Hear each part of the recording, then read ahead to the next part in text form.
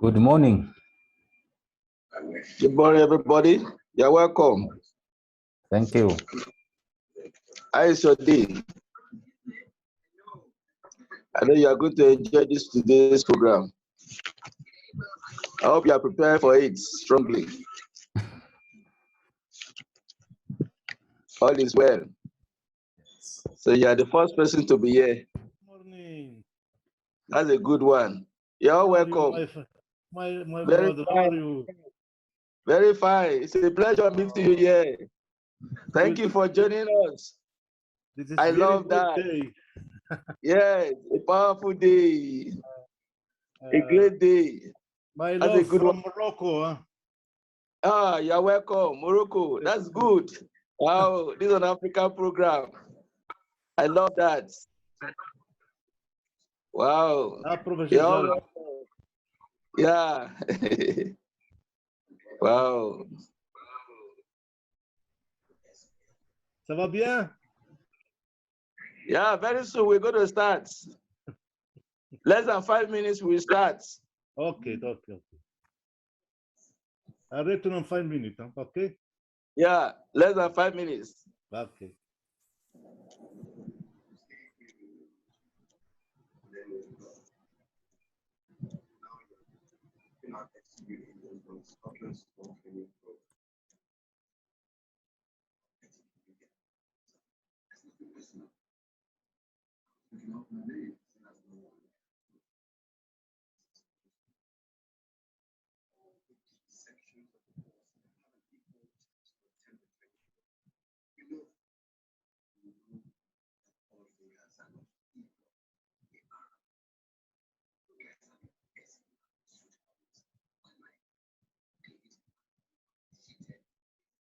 Good morning to you all. Good morning, my friend. You are welcome. Thank you very much, sir. I'm working in Africa, in Ethiopia, sir. That's good. That's good. Yeah, You are welcome to Africa. Yes, sir. Yes, Today sir. is In a special Ethiopia. day for us. Yes. Today is a special Therefore, day for us to showcase our presence. yes, sir. Yes. Mhm. That's good. Therefore, I love that. as presently I'm serving Ambo University here, Oh, powerful. Department of Good Accounting one. and Finance, College of Economics and Business and Economics. Oh, good one. Good one. That's fine. Good one. Therefore, I'll be representing Ethiopia as a case, and at the end, I'll be reviewing about what's happening over here and governmental role as well. Very good. By the time we start now, you now showcase all what is happening in Ethiopia, so that we'll be able to benefit from it. Surely, sir. Pleasure is mine, sir. Thank you. That's good one.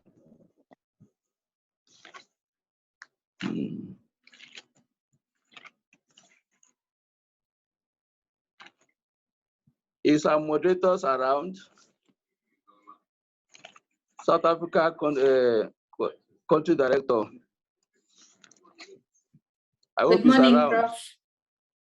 Good morning, Prof. Good morning. It's a pleasure meeting you here. Yeah, this is Kavita Behara from South Africa. Oh, very fine. Yeah, you are moderator today. You are going to moderate us today? Oh, very good. No, I'll be presenting. I'll be presenting as well. I'll be presenting South African case and what is the current situations in South Africa, and how the government is implementing new strategies to overcome the current situation. So I'll be presenting that. Oh, powerful. That's a good one. Okay. Thank you. We all enjoy from you. Yeah, I'm actually serving Mangasutu University of Technology. I'm in the discipline of electrical and computer engineering. Oh, powerful. Great one. All right. Thank you. We are going to make Africa great. That's really true. I think we all need a global intervention for Africa. Exactly. Good one. Thank you. Yeah. I love that. Wow.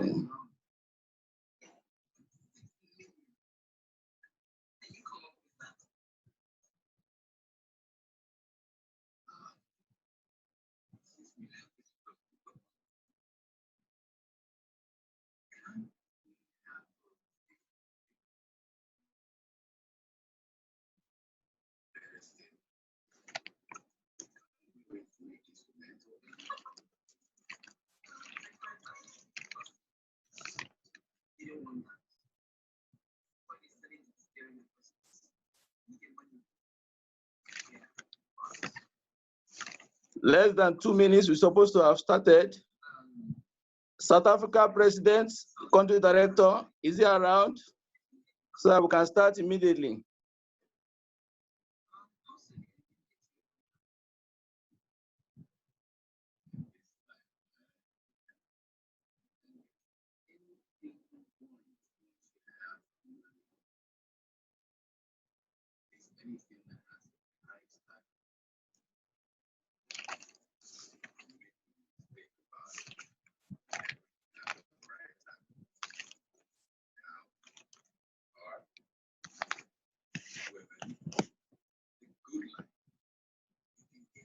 I'm seeing Professor Jerry there. Professor Taiwo, you are around?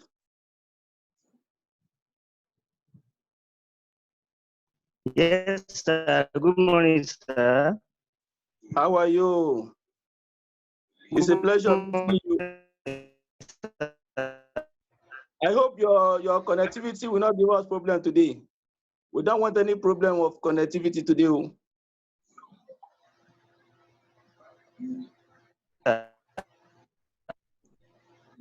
South Africa, Country Director, where are you? You are the one hosting us today. What to comment?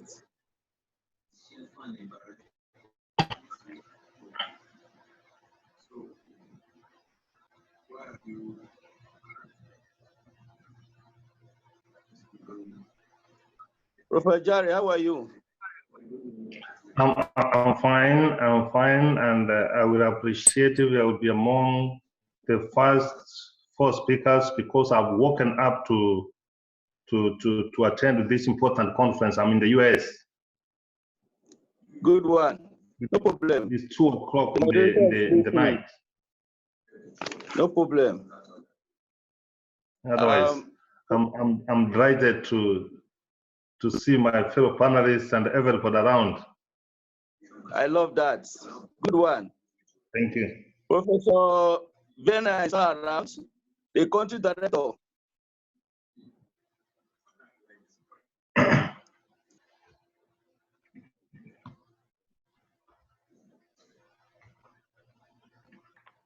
Good afternoon, Charles. Just let me know before you want to start the session so that I can go live. Yes, we are going to start less than 2 minutes from now. Yeah, so just let me know so that I can go live, yeah? Okay, please do. I hope, are you the moderator? Sorry? Are you the moderator? Hello? Hello? I'm waiting for the moderator, the person to moderate it. You are moderating, I'm just managing the IT for you. Okay, the IT. Please give us IIU program, as in welcoming everybody. If you have any moderator, it's okay, sir. Otherwise, if you ask me to do, I can support you. Please do. I'm waiting for the moderator. Moderator is not around right now. We're supposed to have started now, 10 o'clock. Okay. Please do. Okay, sir. Shall I start welcoming, sir? Like that? Let me go live. Exactly. Let me go live first. Okay, okay, madam. Yeah. Let me go live on Facebook. So I'll give you a sign to post.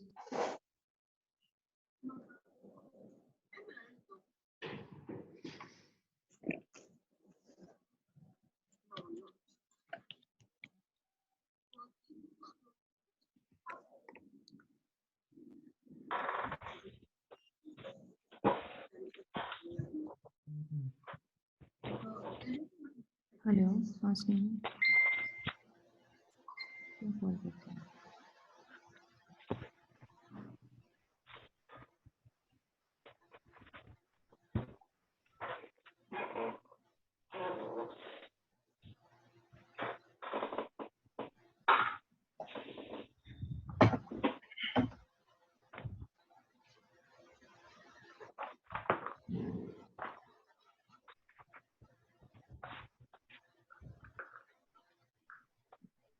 Yeah, all set, Charles.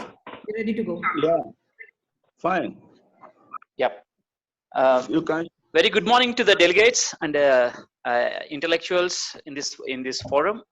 I take this opportunity to be the moderator for the first session to start up with the African Continental Virtual Conference of the seminar on impact of global pandemic on African economy is the title of today's discussion.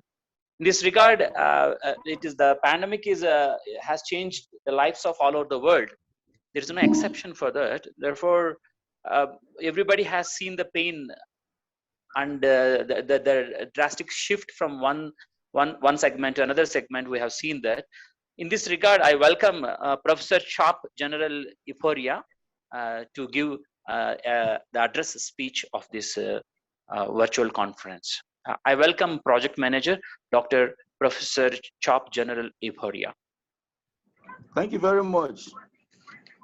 We appreciate you for giving us this opportunity to showcasing IIU Africa via this platform. Kudos to the 4 co-founders of IIU, the IIU trustee, executive, management, and entire governing body of IIU. This is our 4th conference since we started. We had 2 conferences in Nigeria, 1 in Ghana, and we are now in South Africa. We appreciate the director for the good work he has been doing in developing South Africa. Today, we are here to talk on the impact of global pandemic on Africa economy. Africa economy consists of the trade, industry, agriculture, and human resources of the continent. As of 2019, approximately 13 billion people living in 54 countries in Africa. Africa is a resource-rich continent. Recent growth has been due to growth in the states, in communities, services, and manufacturing. Population of 1.307 billion, 16% in 1919. Unemployment, 15%.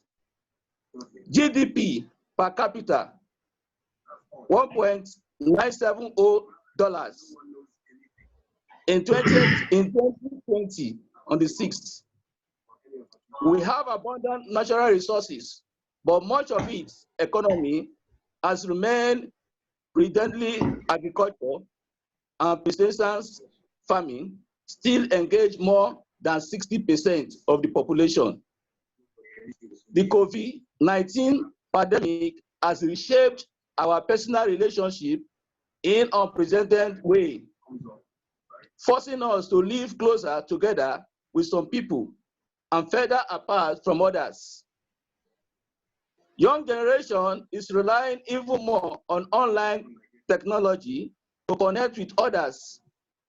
And while this virtual friendship might seem like a good thing, research shows that an increased use of social media is actually leaving young people feeling more lonely and isolated.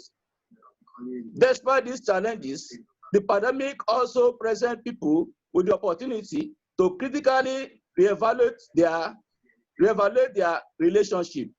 People begin to re-establish lost connection, not only with other people, but also with themselves. Is our economy growing? Real GDP in Africa is projected a growth by 3.4% in 2021, after contracting by 2.1% in 2020.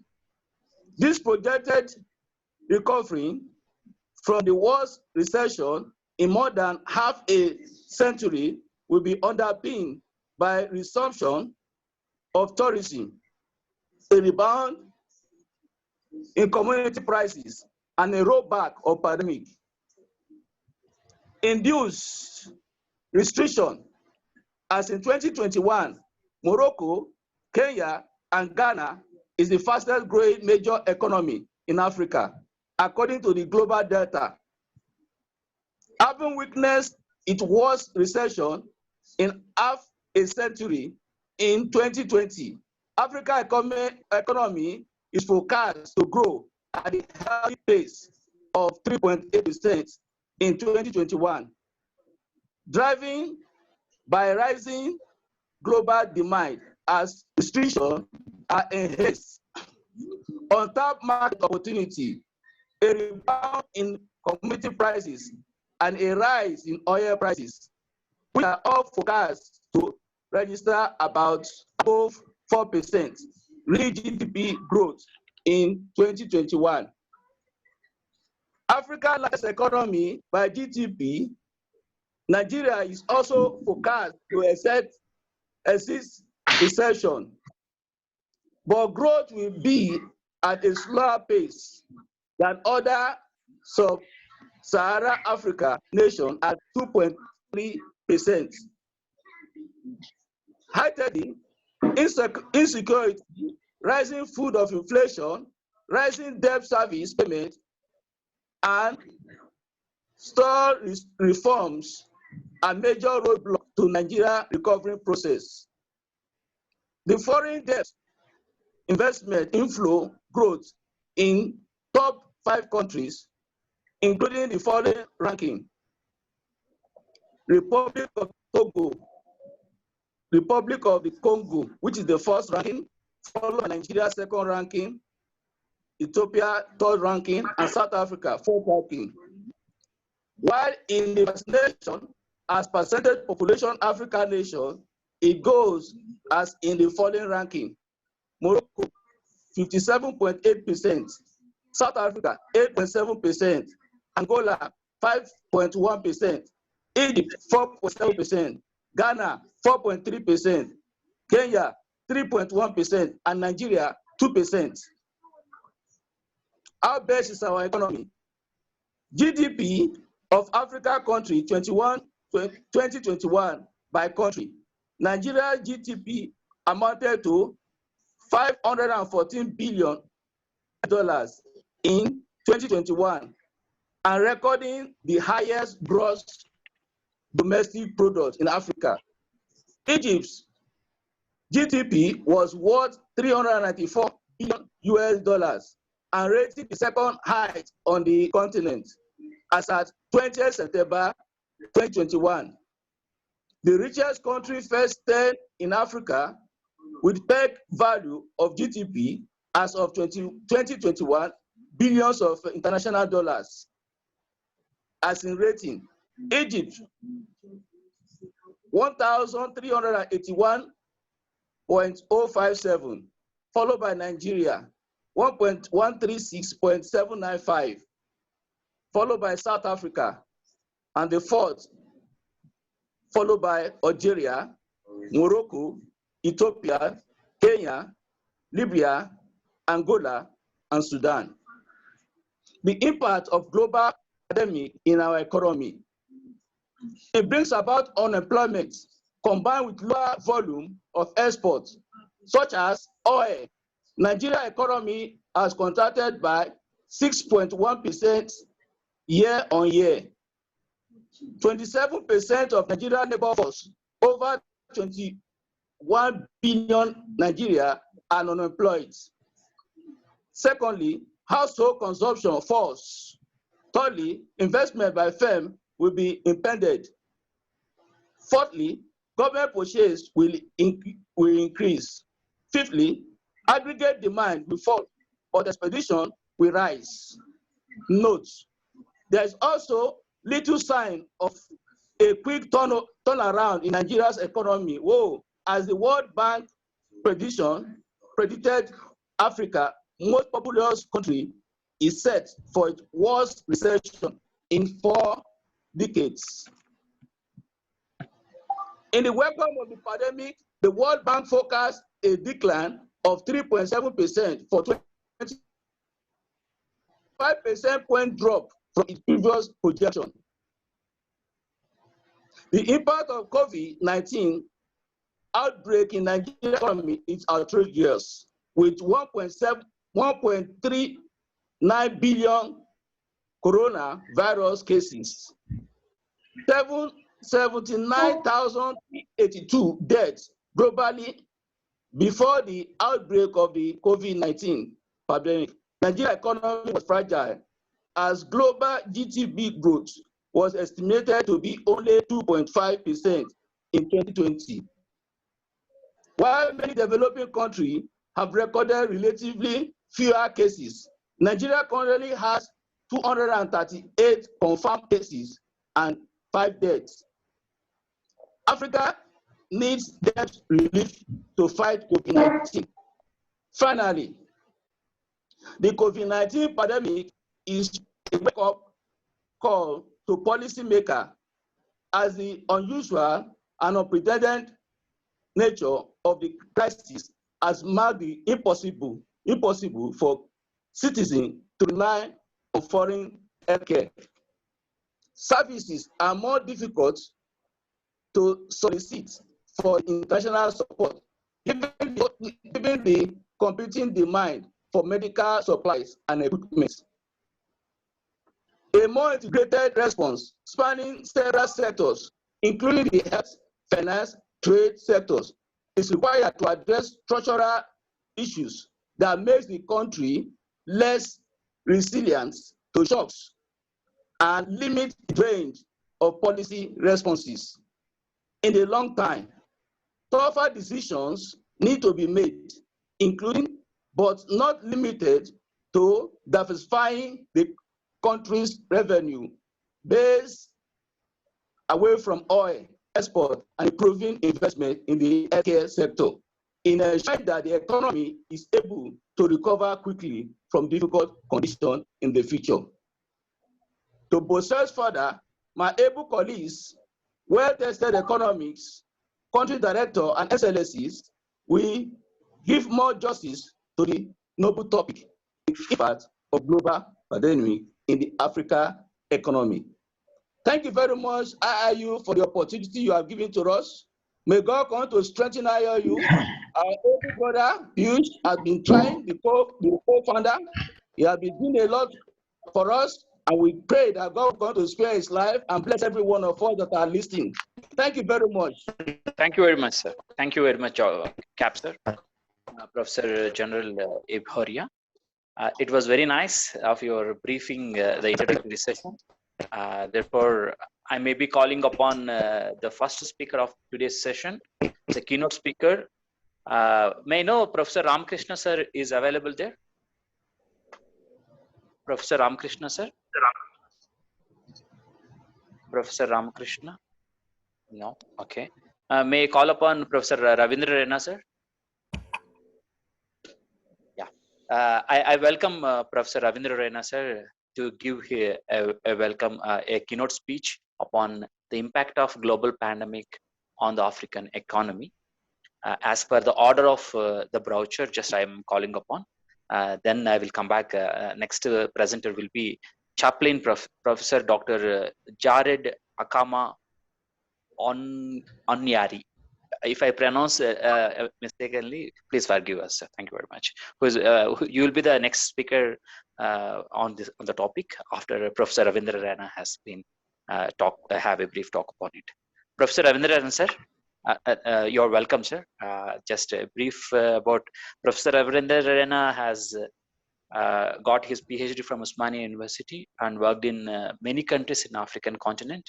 And therefore, he is the right person for this title. Why? Because it is covering African economy, is the impact of pandemic on the African economy.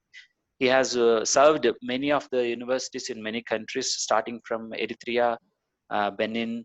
As of now, sir is serving in South Africa.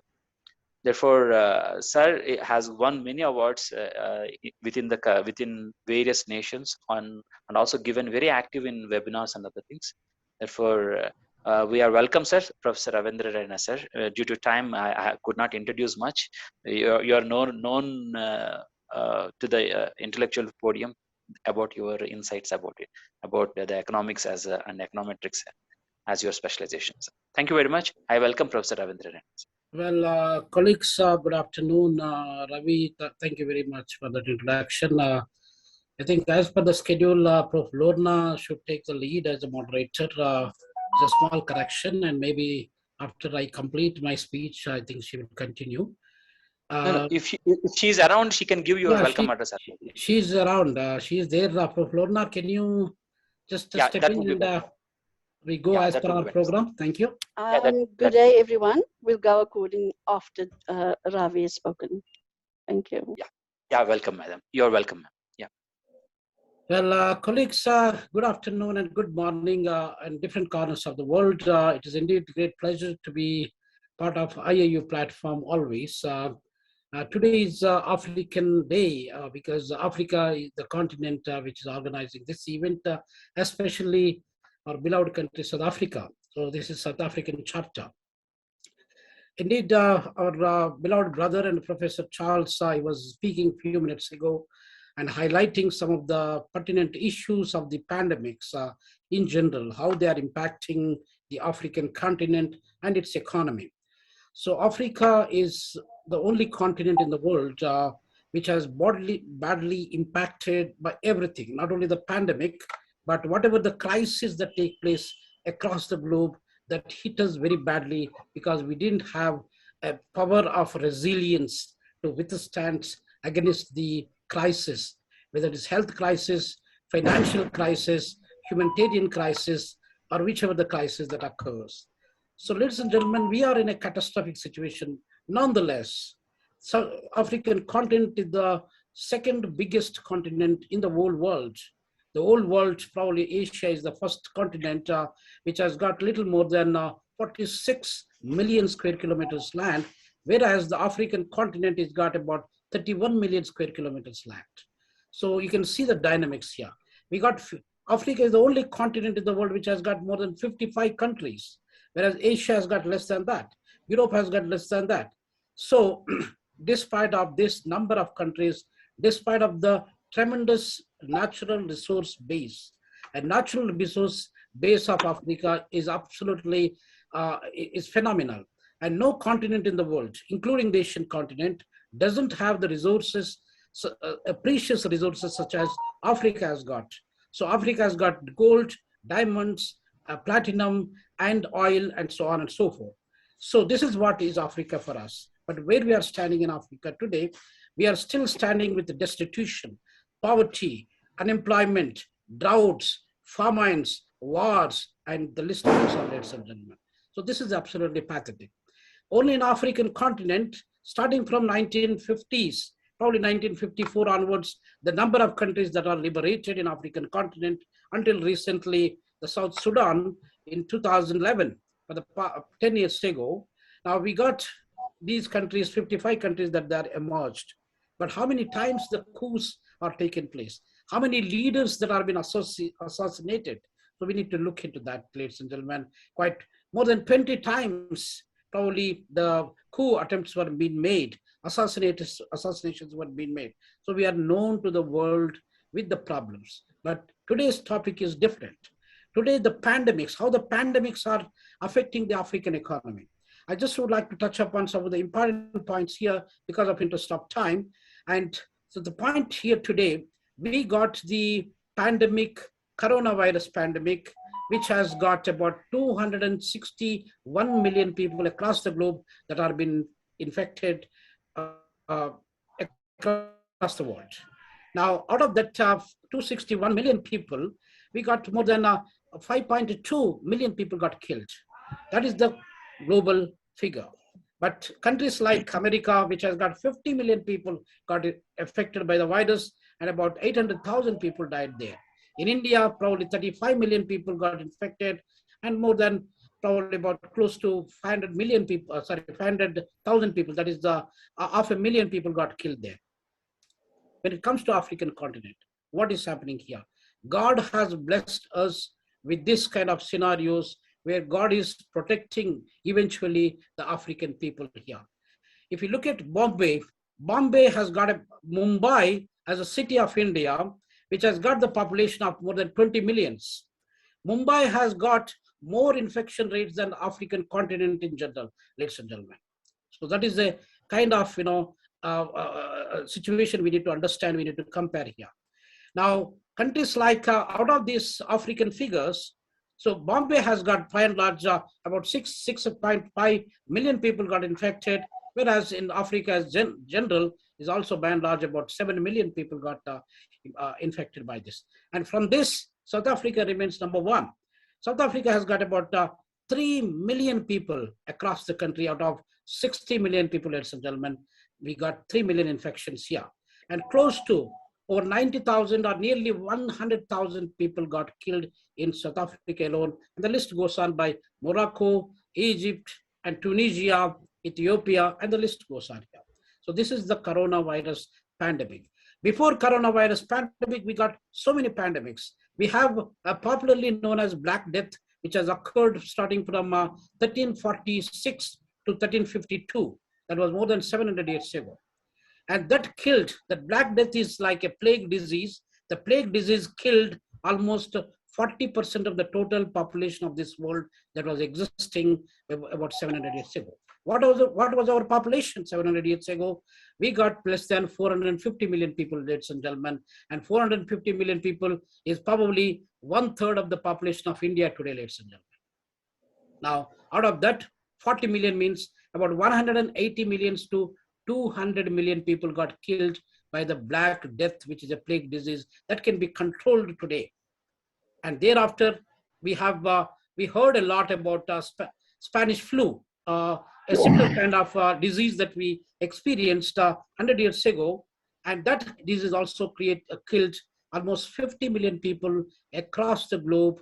And whereas 500 million people got infected by that virus. Now, if you look at the African side, South Africa, for example, we got more than 380,000 people got killed by Spanish flu 100 years ago, ladies and gentlemen. So now the situation is alarming. Yesterday, we are all watching the news. We got a new variant that is coming from South Africa, which is detrimental, which is going to create a human catastrophe. That is why the flights have been canceled. Many countries are banning the people traveling from South Africa. So this is, the pandemic still remains today. Now, before this pandemic, and in addition to the pandemics that we have, what are the other things that we have here? We got the probably Ebola disease. Ebola disease in 2014 to 2016, in about 2 years period, country like Congo, country like West African countries, they are also badly hit by this Ebola, which has got the killing range or effective range of the particular disease is much worse than anything else, ladies and gentlemen. So this is what are happening with regard to the pandemics. We got so many other pandemics. I'm not going to go into the details because of the interest of time. Now, what is happening here? In African continent in general, we got about 1.2 billion people living on this planet. And now, as I said that, we got about 55 countries. And from this, we do not have ventilators, ladies and gentlemen, but some countries like Somalia, we have a Central African Republic.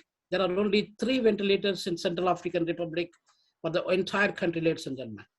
We need to think about this. Now, country like South Sudan, which is a new baby of African continent, where there are about 5 or 6 vice presidents are sitting there. The number of ventilators South Sudan has got less than the vice president, ladies and gentlemen. That's absolutely a big shame for our African leaders, for us to think about. We are all educated community. We cannot afford to, by any standard, by any definition, we cannot able to afford to have 6 vice presidents in a country where we do not even have 5 ventilators for our people in an emergency situation. What a ventilator costs us actually? A ventilator costs us between 50,000 to 52,000 US dollars. How many countries, even in Nigeria, for example, Nigeria is the largest populated country and probably close to 220 million people living there. And in Nigeria as a country, how many hundreds of ventilators that we have, we need to question about it. South Africa is a country which is the 2nd largest economy. And how many ventilators that we have? Do we have enough ventilators that can protect our people when we experience the pandemic such as this? We need to think about that. We do spend billions and billions, trillions and trillions of dollars on arms and ammunition, ladies and gentlemen. And the devices that create human catastrophe, but we are unable to spend a few cents that are pertinent, that are essential to promote the welfare of our people, ladies and gentlemen. This is one thing that we all educated community here, we need to think about that. So in the interest of time, I'd like to state a few things here. The pandemic impact is greatly influencing the African economy because Africa is a continent. As a continent, we do not get even 60 million tourists in the entire continent, ladies and gentlemen.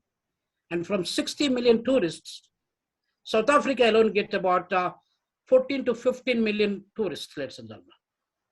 Now, one has to think about that. What had happened to those tourists here? There are so many countries in African continent strictly depend upon the tourists. We got Seychelles, we got Mauritius, we got few other, even Kenya, Mombasa, and so on and so forth. So these are the countries strictly depending upon the tourism. But now for the past 1.5 to 2 years down the line, we lost the revenue, whatever we are getting before. So this is the terrible impact that was created by this pandemic. We do have the economic catastrophe. In South Africa alone, more than 3 million people got unemployed for the past 1 year, 3 months. According to the current statistics, that reveals that according to the Stats SA, Stats South Africa, that revealed probably a few weeks ago, and which says more than 33% officially, that is unemployment rate. No country in the world, gentlemen, ladies, that should not have 30% unemployment rate. It is absolutely scary for us because we do have so many economic inequalities among ourselves. And with this economic inequalities, we cannot afford to have an unemployment rate like this, where resource-rich Africa and people of Africa living with poverty, destitution, and with so many socio-economic problems. Because the problem here is that we use the BRICS, B-R-I-C-S, that is the BRICS. We all know that BRICS is standing for Brazil, Russia, India, China, and South Africa. These are the 5 countries. But the BRICS concept I'm bringing here, ladies and gentlemen, is different. That is absolutely destroying the African continent. That is destroying the developing nations of the world today. B stands for bribery. I stands for incompetence. R stands for robbery. C stands for corruption. And S stands for scandals, ladies and gentlemen. So we in developing countries, we in African continent, we are known for these 5. So we need to, all the educated community here, all the youth here, we need to fight against this kind of atrocities, ladies and gentlemen. Unless otherwise we change ourselves, and nothing is going to change. For the past 50 to 60 years of African democracy, what we achieved, what our counterparts in other continents achieved, we need to compare, contrast, we need to think about, we need to strategize ourselves. And we all should remember that hope is considered to be a poor man's bread. We must be optimistic. We must fight these atrocities. We must try to spend as much money as possible for the health and welfare development of the people. And we do have so many arms and ammunition that are been produced by the developed countries. More than 10,000 nuclear weapons have been produced. Countries like America, Russia, and few other, Israel, India, Pakistan, they produce quite a number of nuclear weapons, spending billions and billions of dollars, ladies and gentlemen, where we cannot able to produce a little amount of money, as little as $50,000 on bringing the ventilators for our people. So this is absolutely unacceptable situation. We need to fight for this. With this few remarks from my side, ladies and gentlemen, in the interest of time, I'd like to conclude by stating that thank you very much, IIU, International Internship University, and all our colleagues. I can see Professor Nada is there, Professor Lorna, Professor Charles, and various other colleagues and brothers and sisters from Africa and the rest of the world. Thank you very much for the opportunity. And let us celebrate this Africa Day today for IIU. And let us continue to share our insight. And we would like to listen more from our fellow keynote speakers. Thank you very much. Good work. Thank you very much, Professor Rina. Good day, I'm Professor Lorna Haltman, and I will be one of the moderators today, along with Confidence Ajay from Ghana. And we have very little time and we want to hear from all speakers. So we are going to ask speakers to keep between 7 to 10 minutes. And without further ado, I'd like to introduce the second speaker, Chaplain Professor Dr. Jared Akama Onyari. Jared is a servant of God of the everlasting gospel. He's got a background in economics and geography, as well as in theology. And he has an MBA, he has several degrees, master's, PhD, and to top it all, he is still pursuing a PhD in peace and conflict studies, which I think after what Professor Ravi has just defined BRICS as, we need in Africa. Professor has a lot of experience with lecturing, of course, and he is the 2020 Kenya World Civility Icon. He has a vast background in peace, as well as in human rights in Africa, especially in Kenya. And he is an international chaplain for the New Vision Ministries. So without further explaining, I would like to ask Prof permission to share his bio in the chat so that others can have a look at the detail of his bio, if that's okay with you, Prof. And then I would like to welcome you to do your speech today. Thank you. Thank you, Rona, for that elaborate introduction. I want to thank International University for giving us this opportunity to have an honest and academic intellectual discourse, particularly focusing the continent of Africa. Let me just say that when Professor Charles and Professor Ravinda talks, these ones are the ones who are supposed to be the last person because they speak everything, and the rest of the speakers will just appear like fireworks. Be it as it may, they have given an elaborate background and in-depth discussion on the topic we have today. You know, COVID-19, it was one case which was detected in Wuhan, China in December 1919. And in less than a few days, you know, it has moved and it has spread the whole world like a bushfire. And it closed the world like a small village. And hear this, that nobody could move from his village to anybody's village. It was just God for us all and everybody for himself, and that's what's happening today.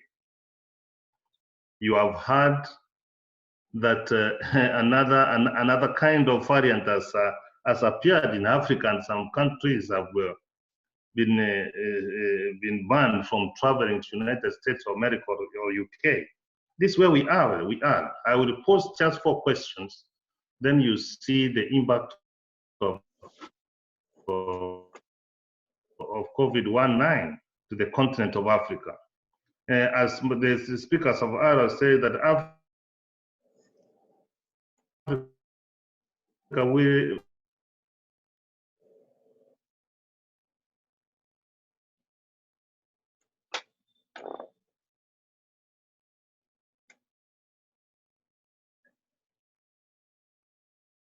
that. Then after having said this, during this corona period, have you seen an increase in tourism? Have you seen an increase in agriculture? Have you seen an increase? If the answer is no, then it goes without saying that our taxation, correction of our revenue is not there. Then you know, when you look at sustainable development goals, 17 in number, we start with number 1, which is we end the poverty, we have hunger. And when you see in the continent of Africa during the period of COVID-19, We have seen a president being assassinated. That is Chad. We have seen a number of countries where we have had government being overthrown during the period. We are having problems in Ethiopia, even where African Union offices are, headquarters is. There's much to worry that we are going to suffer during this period. During this period, Africa has lost manpower. We have lost very prominent people, doctors, engineers. Why? The health system in the continent of Africa, the health facilities, and thank you, Ravinda, for having said this, we rely from us going to the West or going to India for medication. What happened when the world was closed like a small village? So let me just have this to say that, yes, COVID-19 has had a disastrous impact in the continent of Africa, but we need not to keep on looking at that. Like now you see someone is saying that we don't go to the homes. You know, you say, I don't come to a home. What do I need to do? I don't come, but I have to engineer myself. So I want to say that let us take this pandemic as an opportunity whereby we are going to have a serious dialogue the way we are doing, a serious engagement, an honest conversation, consult each other, involve each other, and inform each other. If we are going to do this, then I don't say that when we look at the impact of COVID-19, so it is negative. Everybody knows. That's a question which you need to ask, anybody will tell you. And so what we need to do is to tell African leaders, and I was persuaded by Professor Ravinda, the problem in the continent of Africa, my brothers and sisters, I love Africa. I have a passion for Africa. I can cry for Africa. I am in America now. I have walked in the middle of the night to give this lecture, to share together and saying that we can take this continent of Africa and ask our readers that we need to take this continent forward. And here this, it is projected that we have lost around 79 billion during the pandemic. But you know what? We lose 800 billion to corruption because of poor governance. So if we can be able to save money, we can move forward. This is an opportunity for Africa, for us to reinvent. We need to engineer ourselves. We need to rebuild. We need to construct. We need to refocus and have a rebirth for Africa. That is the only way forward. Otherwise, Corona is here with us. It is not going anywhere. So we have to learn to live like a crocodile and a hippopotamus in the water. They respect each other and they are very serious animals. They don't attack each other. So we have to live with COVID-19. Let me just tell you this. We are doing the vaccination of COVID-19. Africa, we were faced with poverty. Our health system is broken. And then you see the West and other countries, they are fascinating their people and forgetting the continent of Africa. This thing started, I have given where it started from. They have got more obligation, more opportunity to support Africa so that we don't feel this impact. Then we need not to beg. The way they're coming to Africa, scrambling for our resources. The African continent is the only continent with a youthful population. And with all due respect, that that's why I thank this university, because it's bringing us together so that we will be able to move forward. As I move to submit and conclude, the impact of this pandemic to the Africa continent has not been good. We have lost lives. We have lost jobs. Our economies have been affected. And yet, we only need to do for those who live in Africa and for those who know how the dog gives birth to its puppies. When the mother is not there, they just come together and they try to look for warmth. That's the only way that we can take Africa, that we can come together and try to give each other warmth. We will come out of this pandemic stronger and looking at the positive impact. I submit.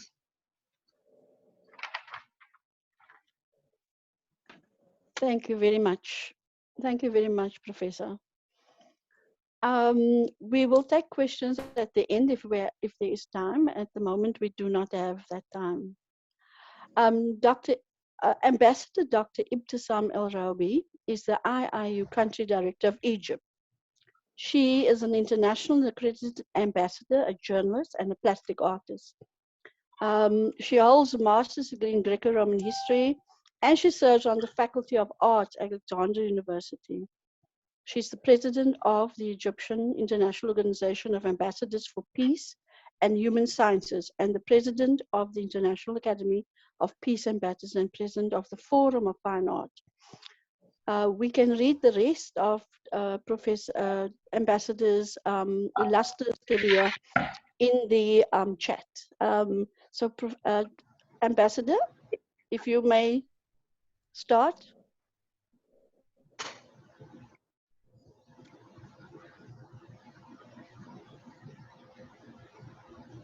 Ambassador Ibtisam.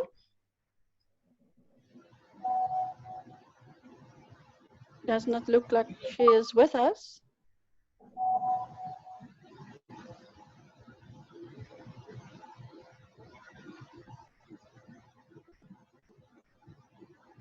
Okay. Seems she's not around. Yes, I'm going to ask our next speaker if he is ready. Mr. Isaac Obeng Owusi, are you ready?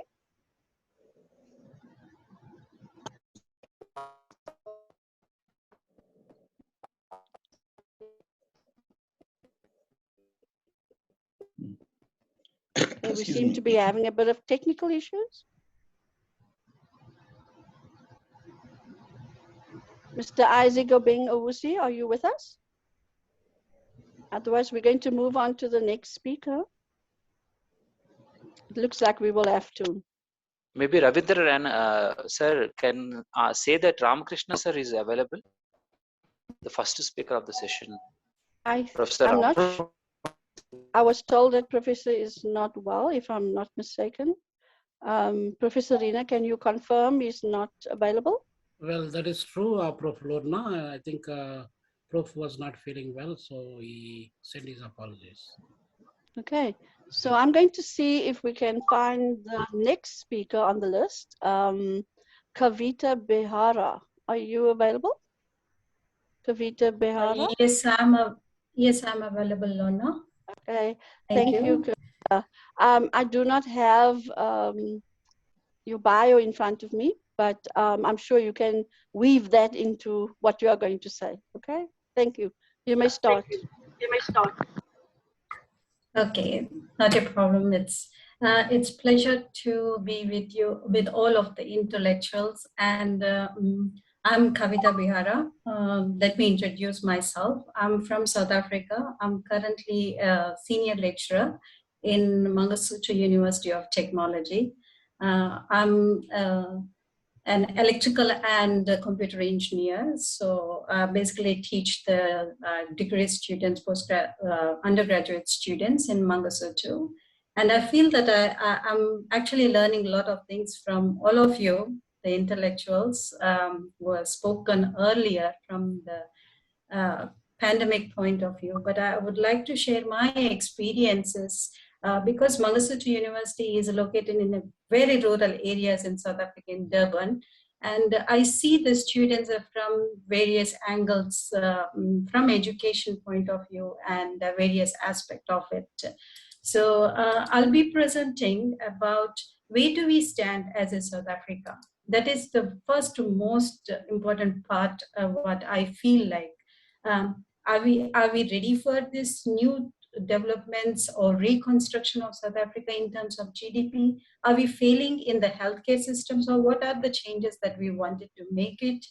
Then I'm also going to zoom into the GDP and how the social economic equality is going to affecting South Africa.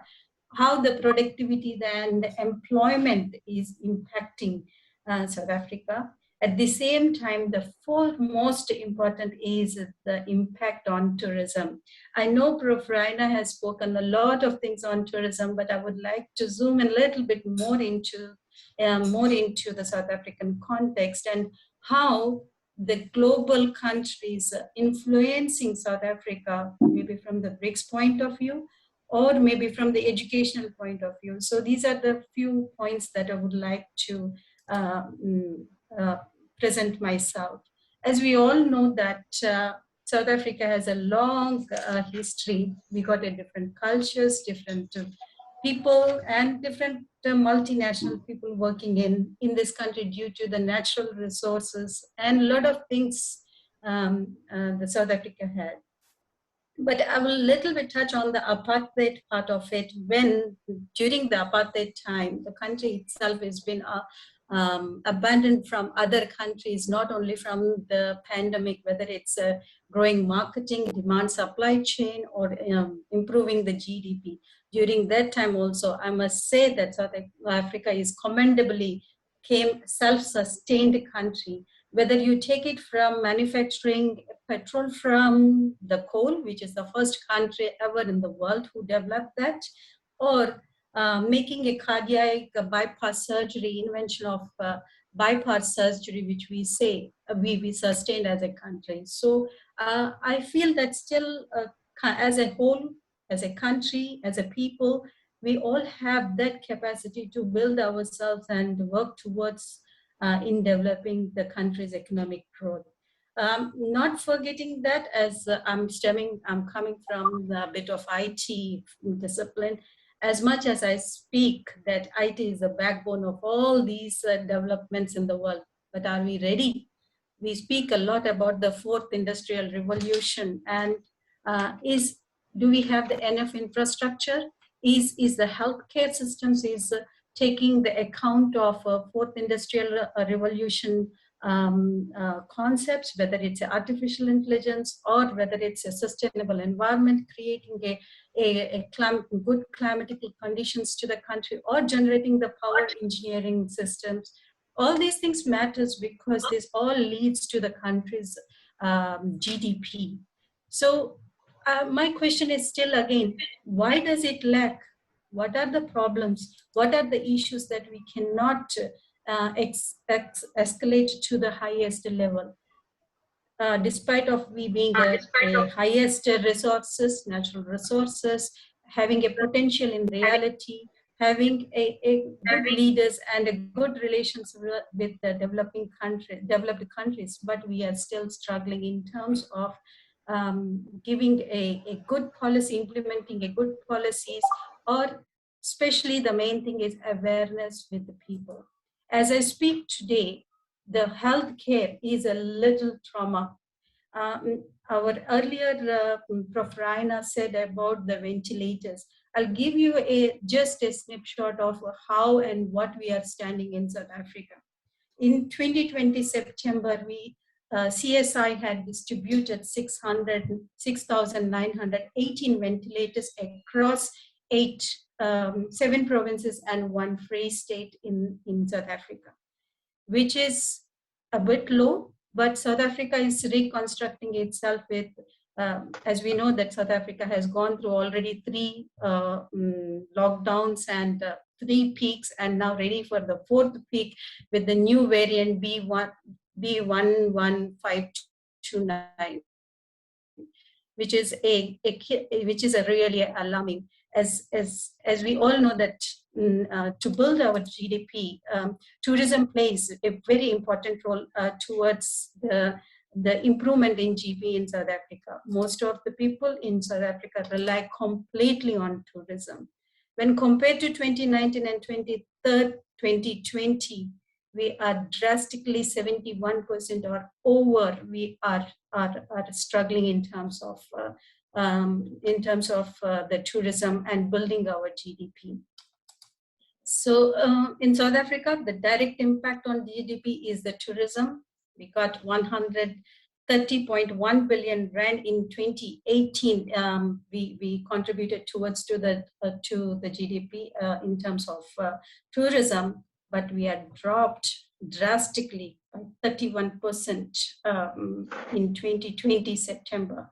So this tells us that how tourism has impacted in South Africa. At the same time, I will speak about a little bit of the international influences. Firstly, the funds that needs to come to the South Africa is not being fairly funded, not distributed fairly.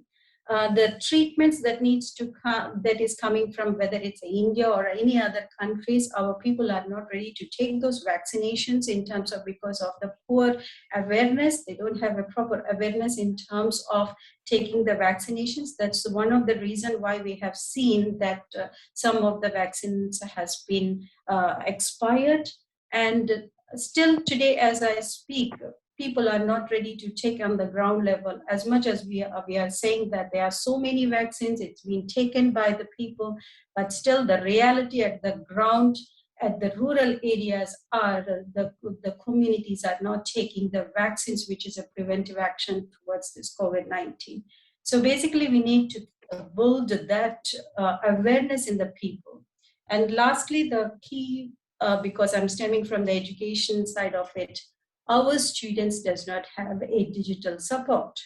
It can be a lack of infrastructure, lack of administration, lack of governance, whatever it is. But in terms of buying a data to access even a free access websites, it's difficult for the students. There's a lot more that I actually wanted to say, but because of the time factor, I wanted to conclude here. But I see that our President Ramaphosa is trying to reconstruct and build this country to utmost. And I commend his initiation, and we all have to work with him in terms of preventing. Thank you.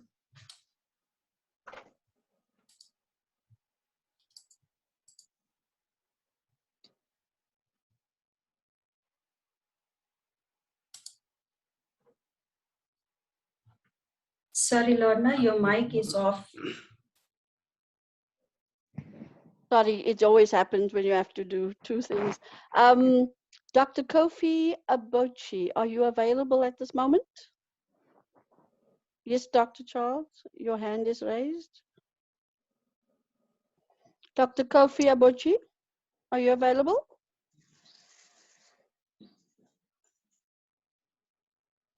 I'm not getting a signal that is available. Let's see the Dr. Rina, Professor Rina, could you, I'm not sure where he is. If it's not available. Prof. Lorna, you can move on with the next speaker. If Prof. Kopi comes back, then we'll give him an opportunity a little later. Okay. Then I will have to hand over to my co-moderator. Confidence, are you available? Confidence? If it's not available, I will introduce the eighth speaker. Please continue. Okay. Professor Mamo Muche, I hope I'm pronouncing your name correctly. Are you available? Professor Mamo?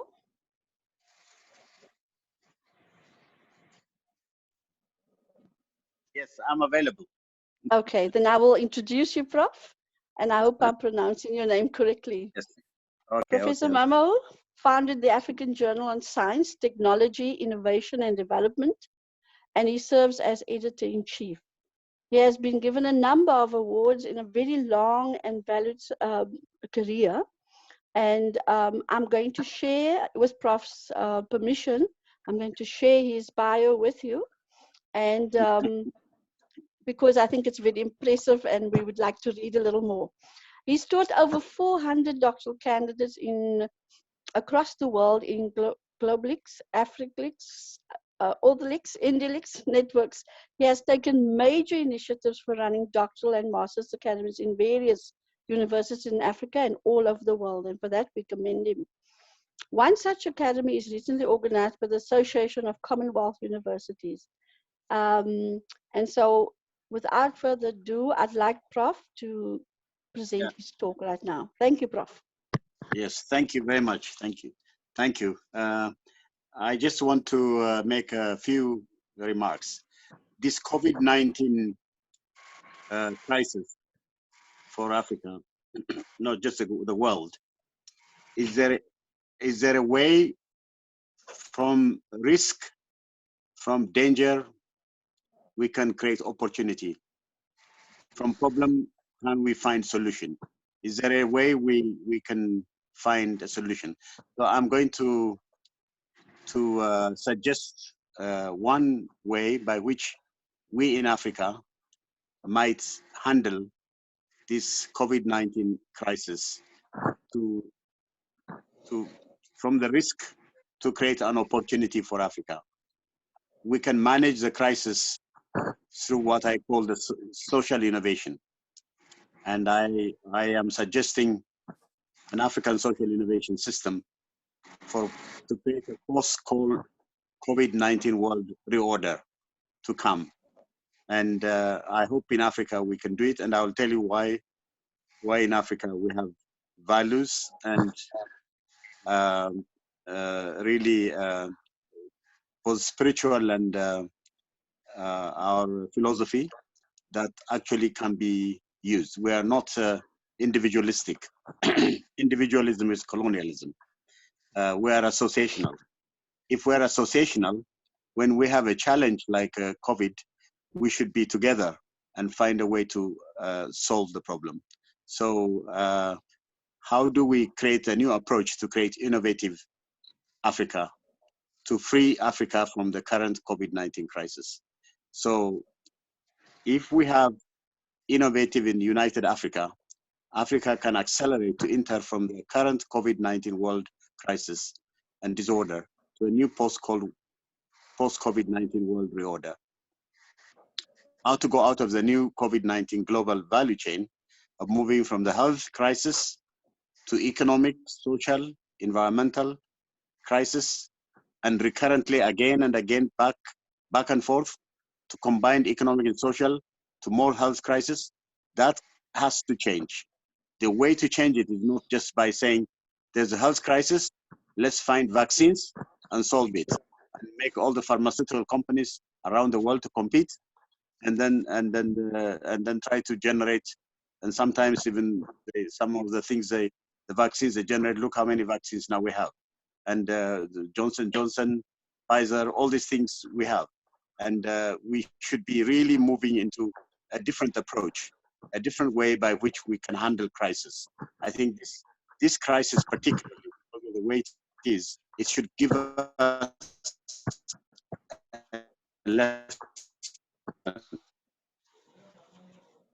a way, an opportunity which we can manage it. How to manage are involved in trying to find. Some are saying they need to test it first by using Africans infected with coronavirus.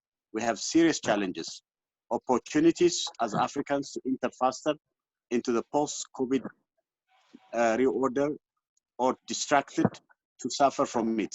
We are in that challenge, and the reason we have that challenge is because we Africans don't have agency. We don't have our own project.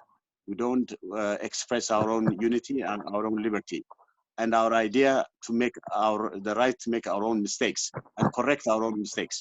Those still are a challenge. We still rely from outside. How to manage the challenge is upon all of us to work harder by doing the science, the research and development, the social innovation with measurable application and output. That's what we should need. Now, Africa's philosophy for a new vision of the world. Africa also needs to draw from the life-saver philosophy to enforce social innovation, to generate socially anchored new green, smart, healthy development. What to innovate using Ubuntu and indigenous knowledge to prevent and cure using both traditional, herbal, and indigenous medicine and knowledge we should do. In fact, a lot of all this coronavirus stuff, I sincerely mean it. If we go to our own communities in the villages, our own people, the ordinary people know more how to solve problems. I remember when I was a young boy, my aunt used to take me, and then she used to go and get the plants and then and a lot of people perfume, and how she used to do it. And she used to tell me her intellectual property was, I say to her, I want to see what you select. She tell me, stay here, don't go. I don't want you to come and see it. And then she told me, you're the only one I will tell later. But now, if I tell you, it will not be effective. So the reason is that's her intellectual property. That's how they do it. So I think we need to also really from Africa, we have Ubuntu. Ubuntu promotes I am because you are. Many is one is many. There's an I in you and you in I. Diversity is not negative. It can be an asset. It should not take away our similarity and oneness. Let us learn with humility, honesty, sincerity, and integrity to appreciate diversity in order to celebrate our one humanity with selfless moral and emotional intelligence, and not the pursuit of narrow self-interest. Any variation such as color, language, religion, caste, ethnicity, gender, and all not change our humanity or diminish it. If we know how to appreciate difference by not denying our human similarity, we can create a humane, peaceful, and civilized world with values of care and share, and not to live in the current capitalist global world run by pricing everything and valuing nothing. A dog or horse or any animal can be black or white, still a dog or horse, donkey and all. A human being can be brown, black, or white, still human. Color cannot change the human gene or character. Those that created the crime using color to buy and sell humans as goods and things should learn the big tragic mistake they made and let one human family occupy peacefully our world to keep it going in the eternal river of time to create the post-COVID-19. I think our values are critically important. They can be a great value, and even the Indian philosophy Vasudhaiva says, one humanity, one world community. If we want to save this COVID-19 thing, that's what we should do. I think that's what we should do. Now, COVID-19 in Africa. Africa can mount a stronger COVID-19 response strategy by using blocks to coordinate, consolidate, and connect resources across the continent. Narrative one is the danger to Africa. Cases are doubling, infections are increasing as we hear now, and an uncontrollable swell of COVID-19 cases, and deaths will soon overtake healthcare systems across the continent. Narrative 2 says COVID-19 can be subdued and that the continent has likely avoided catastrophe due to early action to prevent imported cases and having most of the population being young. Now, narrative 3 in between, neither danger nor COVID-19 to be subdued. This is based on a new modeling report from the World Health Organization Africa Regional Office. And neither danger or safety, predicting in Africa COVID-19 will be still on. The WHO regional study claims about 47 African states will not have as many severe cases or deaths as the rest of the world. The report said nearly 200,000 deaths and over 5 million infections in 2020. So some states like Madagascar have said they have their own cure and left the World Health Organization. Others say that Africa has fragile health systems, exist and may not cope with dealing with COVID-19 crisis. Pandemic or non-pandemic, the healthcare systems have to be strong to deal with all the health challenges in Africa. So now, new approach to create socially innovative Africa. There is a need to open the door for theories that are grounded and contextualized in the African setting, that can serve also as lenses to illuminate the current COVID-19 related empirical reality and specificity of the African situation. We need something like that. I'm sincerely suggesting to you that this is a time for us to actually find a new approach where we can address this COVID-19 situation. New people-centered framework, conceptual frame, and theories need to be developed. We need to go for social innovation. Innovation that has been defined as global innovation needs to go beyond the economy. I don't know what's going on. There's a voice.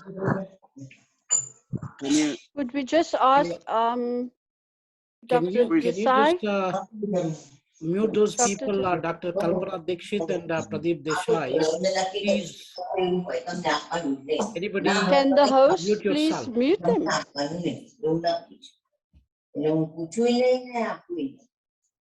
Confidence, could you mute? Just one moment, Professor Mema. We really want to hear what you have to say. Okay. Whoever is hosting can mute the speakers. Could you please do that? Pradeep Desai, we still see you. You're not muted yet. Please mute yourself. He cannot hear us because he's probably put his microphone down. Can Professor the Dina? organizers, co-hosts, can you mute everybody, including Pradeep, and Professor accept Charles? the speaker? Professor Charles, we cannot hear you. The technical office will mute everybody. Please, technical office, mute everybody there.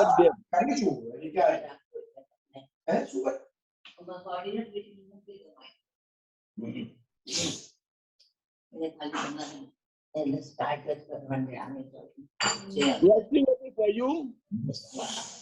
The technical office, please do the needful.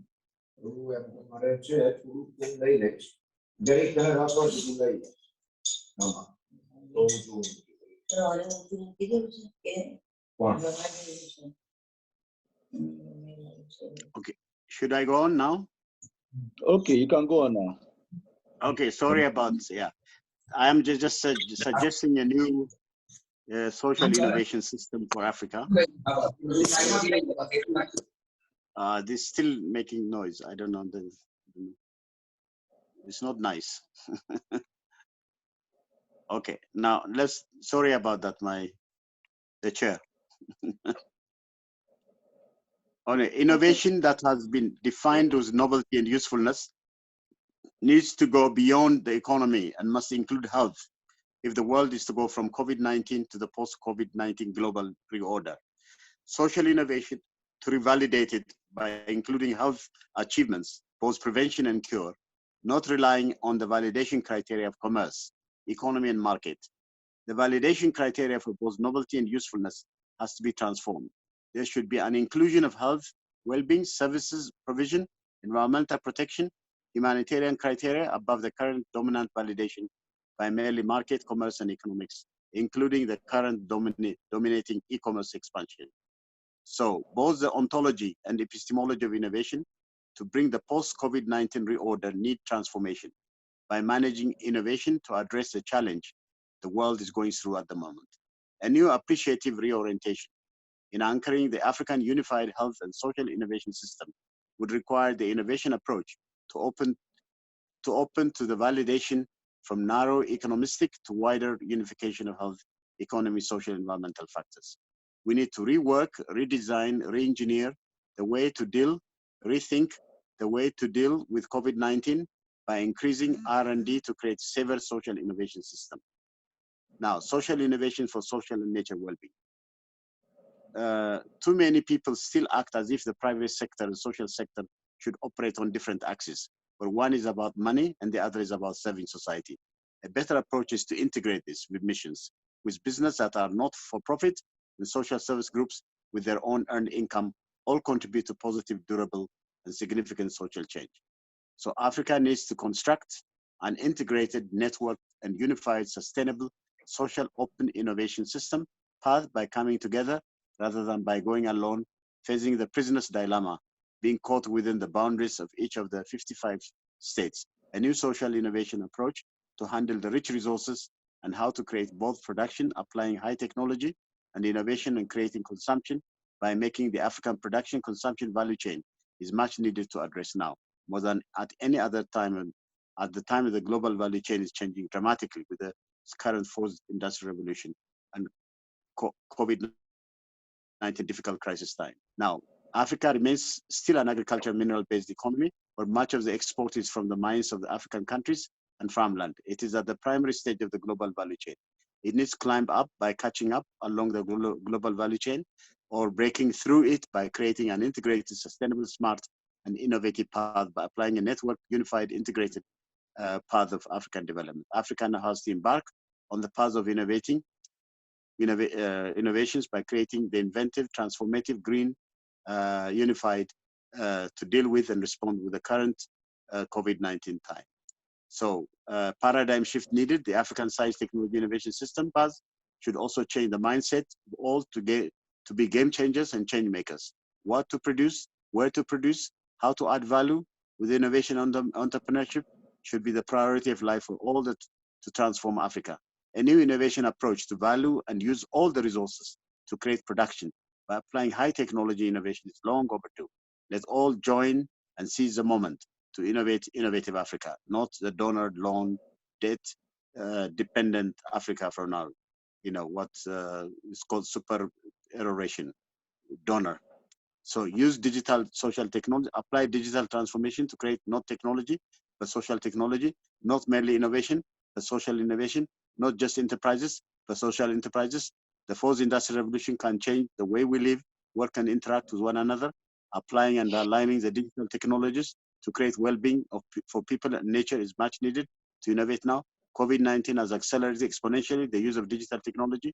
A new social innovation system has to be added. In fact, this COVID-19 has now created a situation where we should also manage how to use digital technology. My worry is that, again, the digital technology, we may not own it. Others may also impose it on us. We should stop that. We should actually use this crisis as an opportunity. Any crisis, any risk can turn into opportunity if we know how to manage it very well. So I think that is how we should do it. And now, new social innovation approaches. We need to synergize social capital, human capital, natural capital with physical and financial capital, capability and productive power from linear to co-evolution, from post-COVID-19 time now to creating a social innovation system for Africa. Social entrepreneurship builds social innovation, social enterprise. And then we should connect, don't ignore tradition, connect tradition with modernity, indigenous knowledge is modern, from technology transfer to technology exchange and confluence, from knowledge transfer to knowledge exchange, linking informal with formal, agriculture with industry, service to knowledge, create integrated online and non-online education innovation system, and link private with the public, market with the state, plan with the market, politics with economics, quadruple helices, government, universities, industries, and community. So synergize and create a social innovation system and social entrepreneurship for African post-COVID-19 development, freeing Africa entirely from all the dangers Africa has been. From colonialism, Africa has always been lost in the first industrial revolution, second industrial revolution. Let Africa not lose the fourth industrial revolution. Let the COVID-19 crisis be an opportunity for Africa to create. From risk, let's create a good opportunity to move from the commercial success measure to achieve unified, tangible, social, environmental, knowledge, economic health gains simultaneously. Never make commerce number one. Go for social innovation to remove crisis with new values by creating well-being, by doing the compassion with competition, philanthropy with business, buy one to give one, buy what you need while giving to those in need, make profit with non-profit, economic gain with social gain, spend less, give more, doing good while doing good business, giving with selling, giving can serve as brand for profit making, charitable is growing the bottom line. Sincere appreciation to all of you for inviting me. Thank you very much. And my brother also, Rena, thank you. And I really appreciate. And okay, thanks a lot. I finished now. Let's use COVID-19 as an opportunity. Risk it should not be a danger. We should make it also a way to solve our problems in Africa. Thank you very much. Thank you so much, Prof, for that inspiring speech. Our next speaker, I'm first checking if he's available. Evan Sahel Emmanuel Yongai, are you available? Evan? Yongai? No? Okay, he might join us later then. Our 10th speaker on the list is Mr. Tayo. Are you available? Mr. Tayo?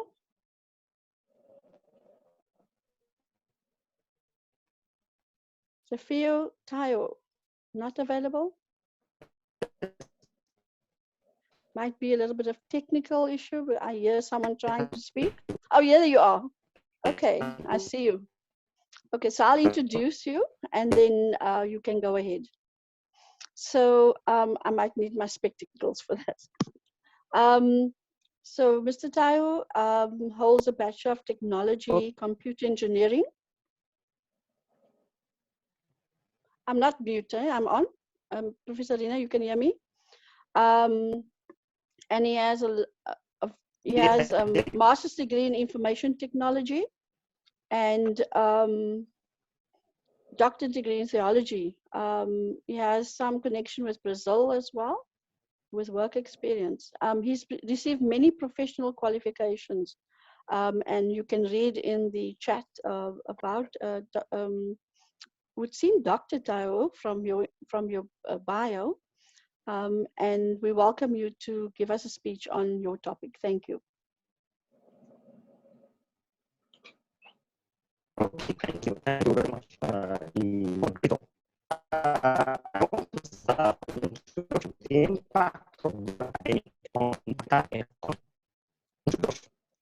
the first impression in China at the end of 2019, the coronavirus disease has continued to spread across the world. Just sorry to disturb you, Dr. Tayo. Dr. Tayo, we cannot hear you well. I'm not sure if I'm the only one. The speaking, yeah, it is inaudible. No, it's not. It's not very clear. Perhaps. No, it's not clear at all. Nope. Well, okay, let's see. Ms. Tayo, can we move on to the next speaker and we'll call you back? Try to set your system because we got a little bit of network issues. Eventually, we can't hear you. Yeah, we can't hear you at all. So we will come back to you as soon as possible. Thank you. Our speaker now is Dr. Ravi Karith Makata. Dr. Ravi, are you available? Of course, yes. Since morning I'm here. Yes, I see you. Dr. Ravi, I don't have an introduction for you in front of me, so can you weave that into your talk? As you wish. If you wish to give introduction, that would be fine from your You may words. do it. You may do it yourself, as I don't have it in front of me. Okay. And Thank could you you. please allow me to share the screen as a from the I'm sure you can. I'm not getting controlling. I'm not controlling it. So it is saying that those disabled participant screen sharing. okay, I'm afraid that's an admin issue. Dr. Rina, could you perhaps help us? Well, Dr. Ravi, can you just able to, you can just read out your No, I can read out. Side, because they should give you admin or maybe co-host kind of, you know, yeah. So that will take some time. Please proceed. Or can Nada, can you just, Prof. Nada or anybody from admin or technical department, can you give the co-host to Dr. Ravi? Thank you. Dr. Tayo, we will get back to you after Dr. Ravi's speech, okay? Ma'am, I have only one small request that I am unable to upload my PowerPoint. That's on the Dr. Ravi, as I indicated to you, please proceed. You just open your computer and then you can try to present from there. You may not show us, but at least you can speak from your own. If not, can you share, sir? Could you please, Ravindra, sir, could you please send to the madam? Therefore, she can share the moderator from her screen. I don't have that access. I'm sorry. So, Dr. Ravi, could you continue with your talk? Professor Charles, can you allow him to, or can you make him co-host so that he can share his PPTs with us?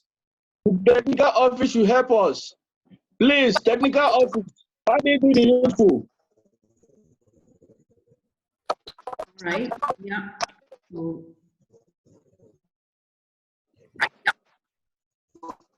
Okay, so Dr. Ravi would like to have his screen, co-host access to share his screen. Okay, that would be fine. Thanks. Dr. Ravi is the co-host. You may go ahead, Dr. Ravi. I'm sure they've done it by now. Yeah, ma'am. Whatever you say, that would be fine. Dr. Tayo, if you could please mute your mic for now.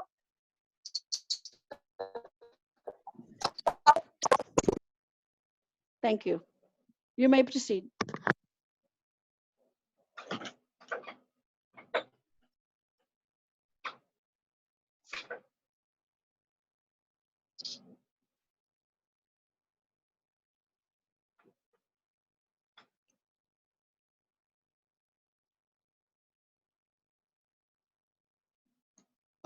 Who is going to speak, ma'am? The Tayo, am I right?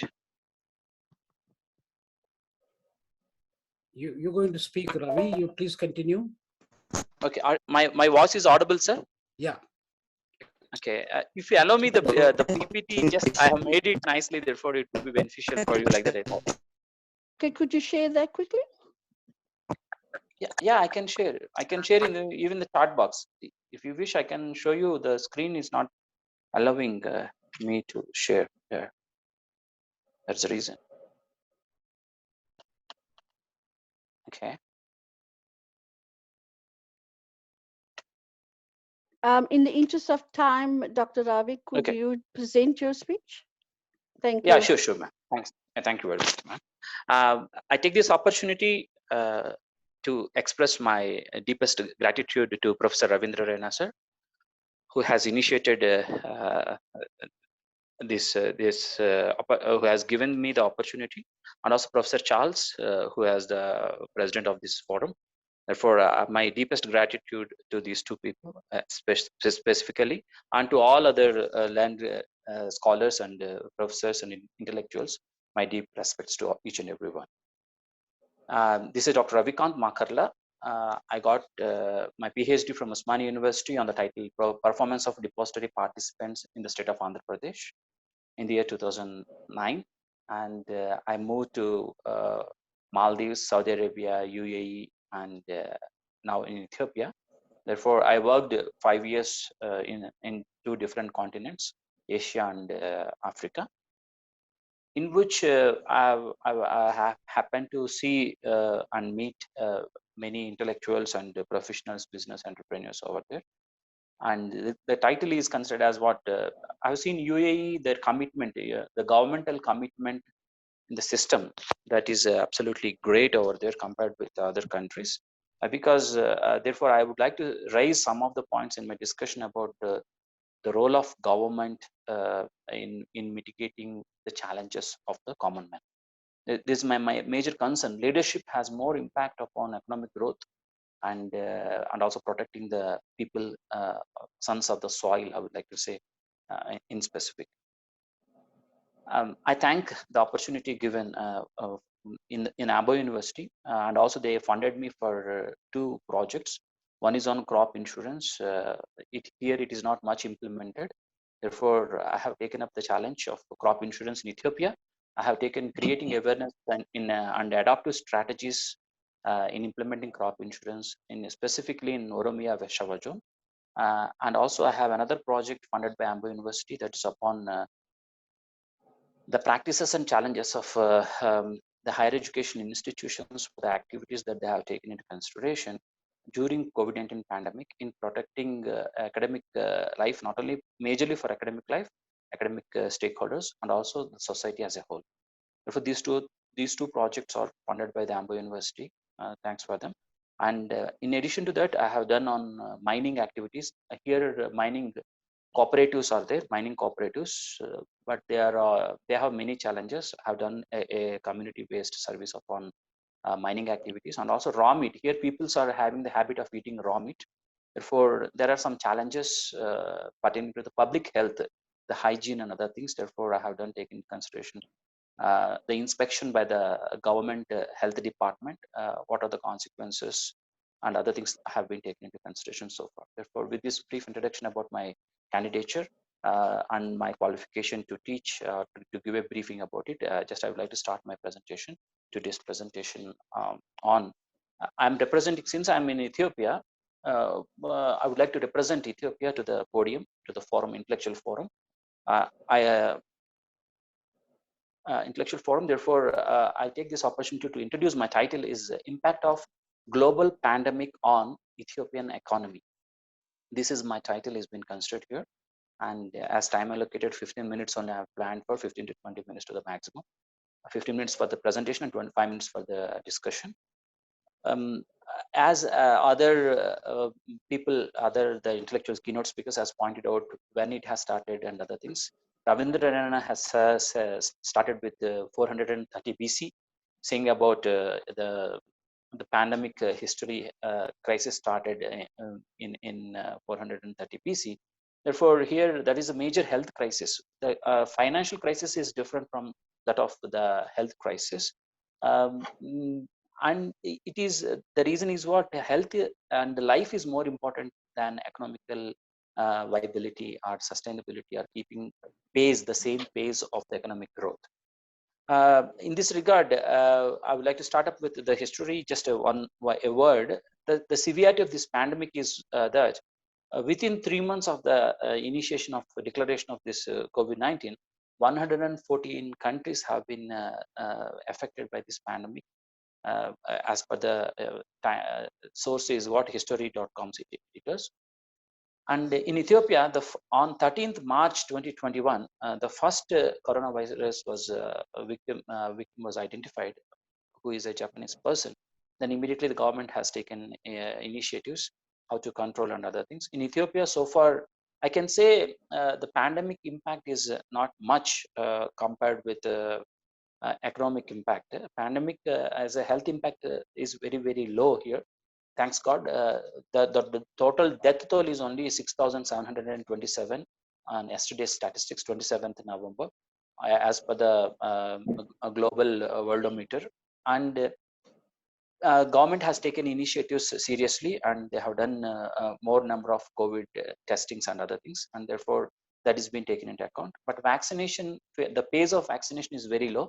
I'm sorry to say. So far, 6.89 million people are only vaccinated so far. That is only representing 1.2% of the population. Therefore, vaccinations are given priority only to the older people and who are sick, and therefore the protection is now it is addressing to the younger generations as well. Therefore, so far yesterday's statistics reveals that so far only 1.2% of the population, Ethiopian population, are only vaccinated. Therefore, it is a little challenging to the government even. Vaccinations, if you take the sources, there are many countries are coming forward, free help to the Ethiopian government, including India. We have each and every country, even Germany recently also supported. Many countries are supporting Ethiopian government in terms of giving free hand for the vaccinations. When it comes to here, the success means, I cannot say exactly the success. It is the food habits and their cultural things are protected the peoples here. Therefore, the death rate is only 6,727. It's very, very minimal compared with America and India and other countries even. It's very minimal compared with. Therefore, they have given up, they have taken up very good challenge, very good initiatives here, like rigorous training to the health departments they have given, and WHO also supported from who is representing from Ethiopian is representing WHO regarding this pandemic. He also given more local languages training to the various health workers and all. That is majorly held here. In return, those people are going door to door, each and every household doorstep. They are knocking and then informing them the protection and then severity of it. And therefore, the education is giving money or other things are very, very minimal. But training or giving education is very tough. Therefore, government has taken initially very strongly giving awareness creation on this COVID-19 in their local languages. We have many languages here. Each and every language they have taken this challenge.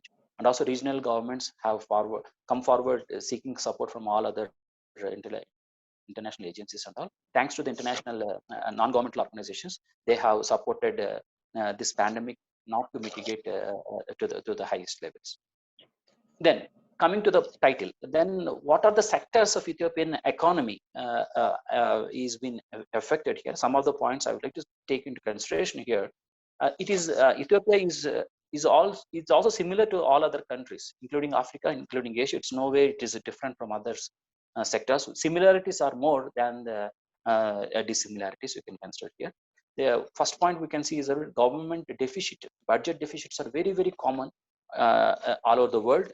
Why? Because there is no productivity, there is no demand and other things. Therefore, government has facing their budget deficits, but they have made other alternatives through National Bank of Ethiopian policies and all. They made alternative sources of raising funds through selling the bonds and other things.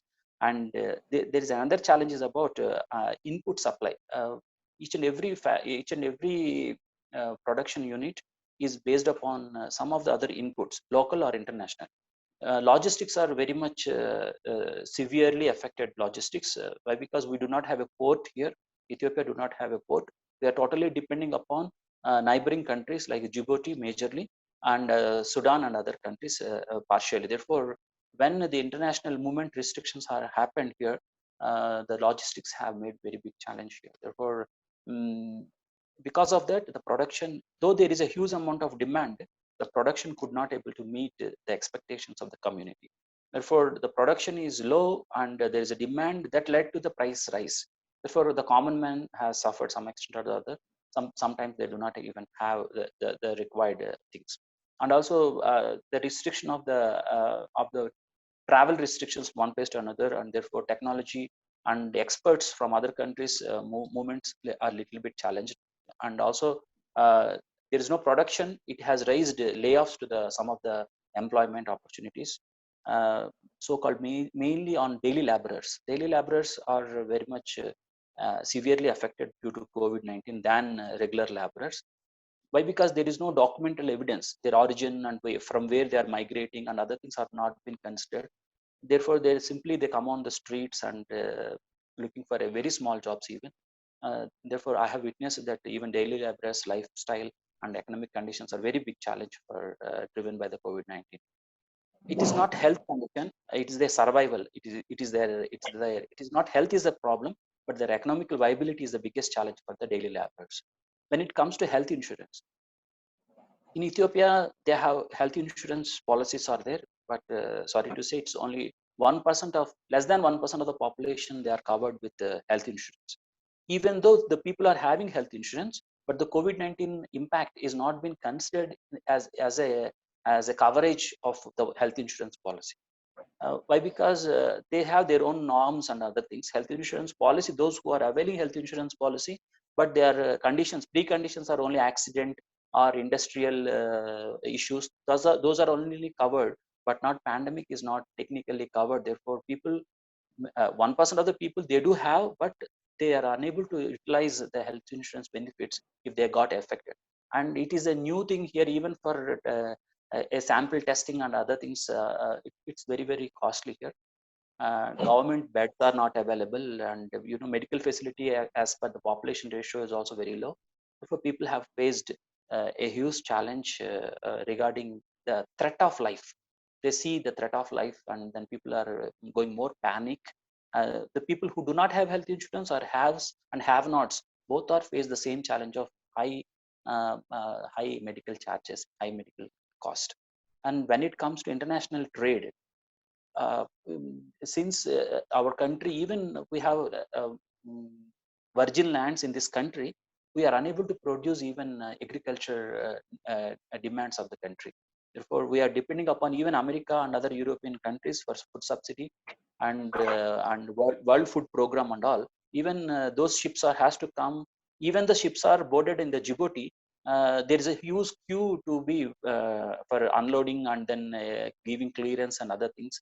Therefore, the international trade severely affected as far as imports are concerned. Exports, if you take into consideration export, people are exporting from here coffee and other things, that those are all can be preservable. But when you come to horticulture, especially flowers, Ethiopian flowers are high demand in Europe and other countries, and we are exporting even separate flights from different parts of Ethiopia. We are exporting the flowers. Horticulture products are very much in demand, fruits and other things. Because of this pandemic, restrictions in the flights and the international trade has severely affected.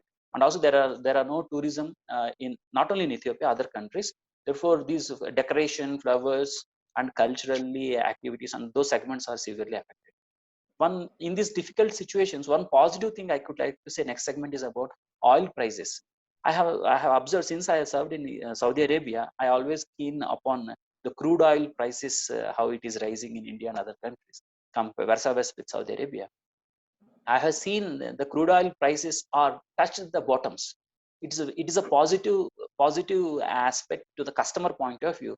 Why? Because oil, the petrol, the benzene, and other things, diesel and everything, has become very cheap during COVID-19 pandemic for short span of time.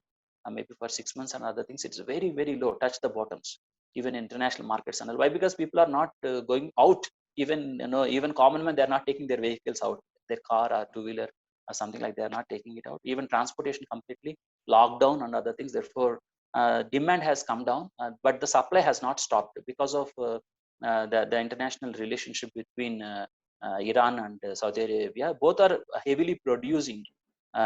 Therefore, the prices, the crude oil prices have touched the bottoms.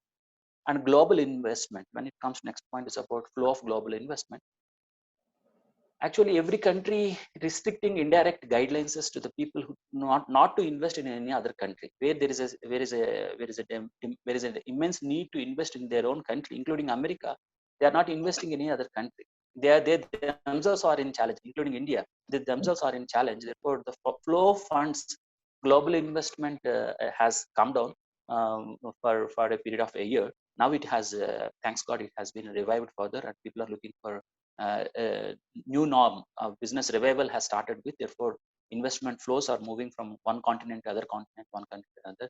It has been witnessing in recent past 2021. Thanks God for that. And next comes to banking. Banking recovery rate, loan recovery rate is in a big challenge for the banking sector. Therefore, National Bank of Ethiopia in Ethiopia, not only in Ethiopia, all over the world, they have immediately given some relaxations,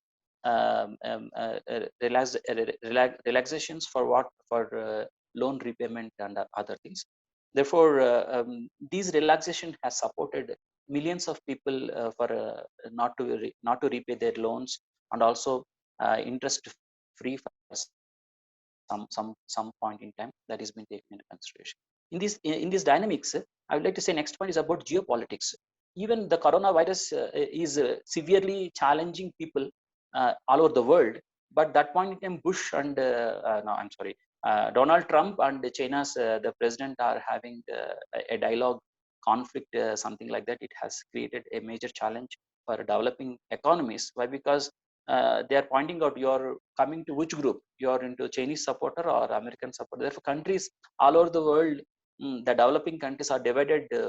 Which group you are going to support? Like that, geopolitics, we have seen that a major challenge, and election has come up during the COVID-19 pandemic in Ethiopia. Thanks God that Abiy Ahmed, who is a Nobel Prize winner, has re-elected with the highest majority. And major cities, there is no competition. Also, unanimously they have given up the position. There is without any competition between the candidates. Therefore, this geopolitics also has an impact upon who is the leadership you are favoring and who is not. And one good thing in this scenario also, global cooperation, because we are all down the line, we are all human beings. Therefore, if you cry, I cannot be happy. Therefore, in geopolitics is a negative, but in the positive side is what? A global cooperation. Every country is we have seen very good human beings are come out of this 21st century. We are seeing Western people are very much self-centered, but now because of this COVID-19, people are become more human. Therefore, they are supporting each other, even in the colonies, even on the roads. They're hugging each other. They're giving food supplies, and caring them each and every. They see the value of life than value of the wealth. Therefore, these are the 11 points I have covered in as far as the impact of global Ethiopian economy. And when it comes to government, why now? Next point I would like to raise. Next topic I would like to segment I would like to address about government actions that support economic recovery. Why? Because I have seen compared with UAE, United Arab Emirates, and other countries, including some of the countries, developing countries, I was totally mesmerized with the commitment of the leadership. Therefore, individual capacity is very limited, but policymakers, if they are committed, how we can see the changes. Therefore, what government can do all over the Africa, all over the world can do for the economic recovery. We have challenges. How long we can cry? We have to stop crying. We have to come out. For that, individuals what they have to do and government what they have to do. That is my major this one topic here. Now next subtopic. I have identified five sub themes. Government actions that support economic recovery. Number one is about increasing investment. First point is about increasing investment. Second point is about increasing revenue. Third point is about reducing cost. Fourth point is about encouraging innovation. And the fifth one is about supporting workforce readiness. Therefore, these are the five major points I would like to cover. What government actions are needed for economic recovery. When it comes to number one is about increasing investment. Provide direct capital injections through investments, loans, and grants. We have to encourage business. Business should need some moral support. Therefore, how government can support the entrepreneurs means by giving grants, special loans, grants, or they're encouraging them. There's the first point. Sub point A. B about injecting the capital into the banking system. Why? Because banking directly, government cannot support directly individual. Therefore, banking can be strengthened. Therefore, through banking, enormous people can be, masses can be supported with individual level or small scale business levels as well. And then increasing the activity of public-private partnership. Therefore, government should see project funding and other things. Therefore, public-private partnership. Therefore, moral support will be there from the community also when they are participated. Therefore, the structures of PPP, triple P, public-private partnerships should be taken into consideration at a greater level. And incoming foreign direct, they should liberalize some norms for the foreign direct investment. People think that investment is coming only to make profits. Not only, I don't say like that. Why? Because I have seen here, people are also committed for the community development. Therefore, foreign direct investment should be encouraged thoroughly by liberalizing their norms. But at the same time, there are some business houses, they are winding up and they're running out of the country. They should put some restrictions not to run away from the country easily.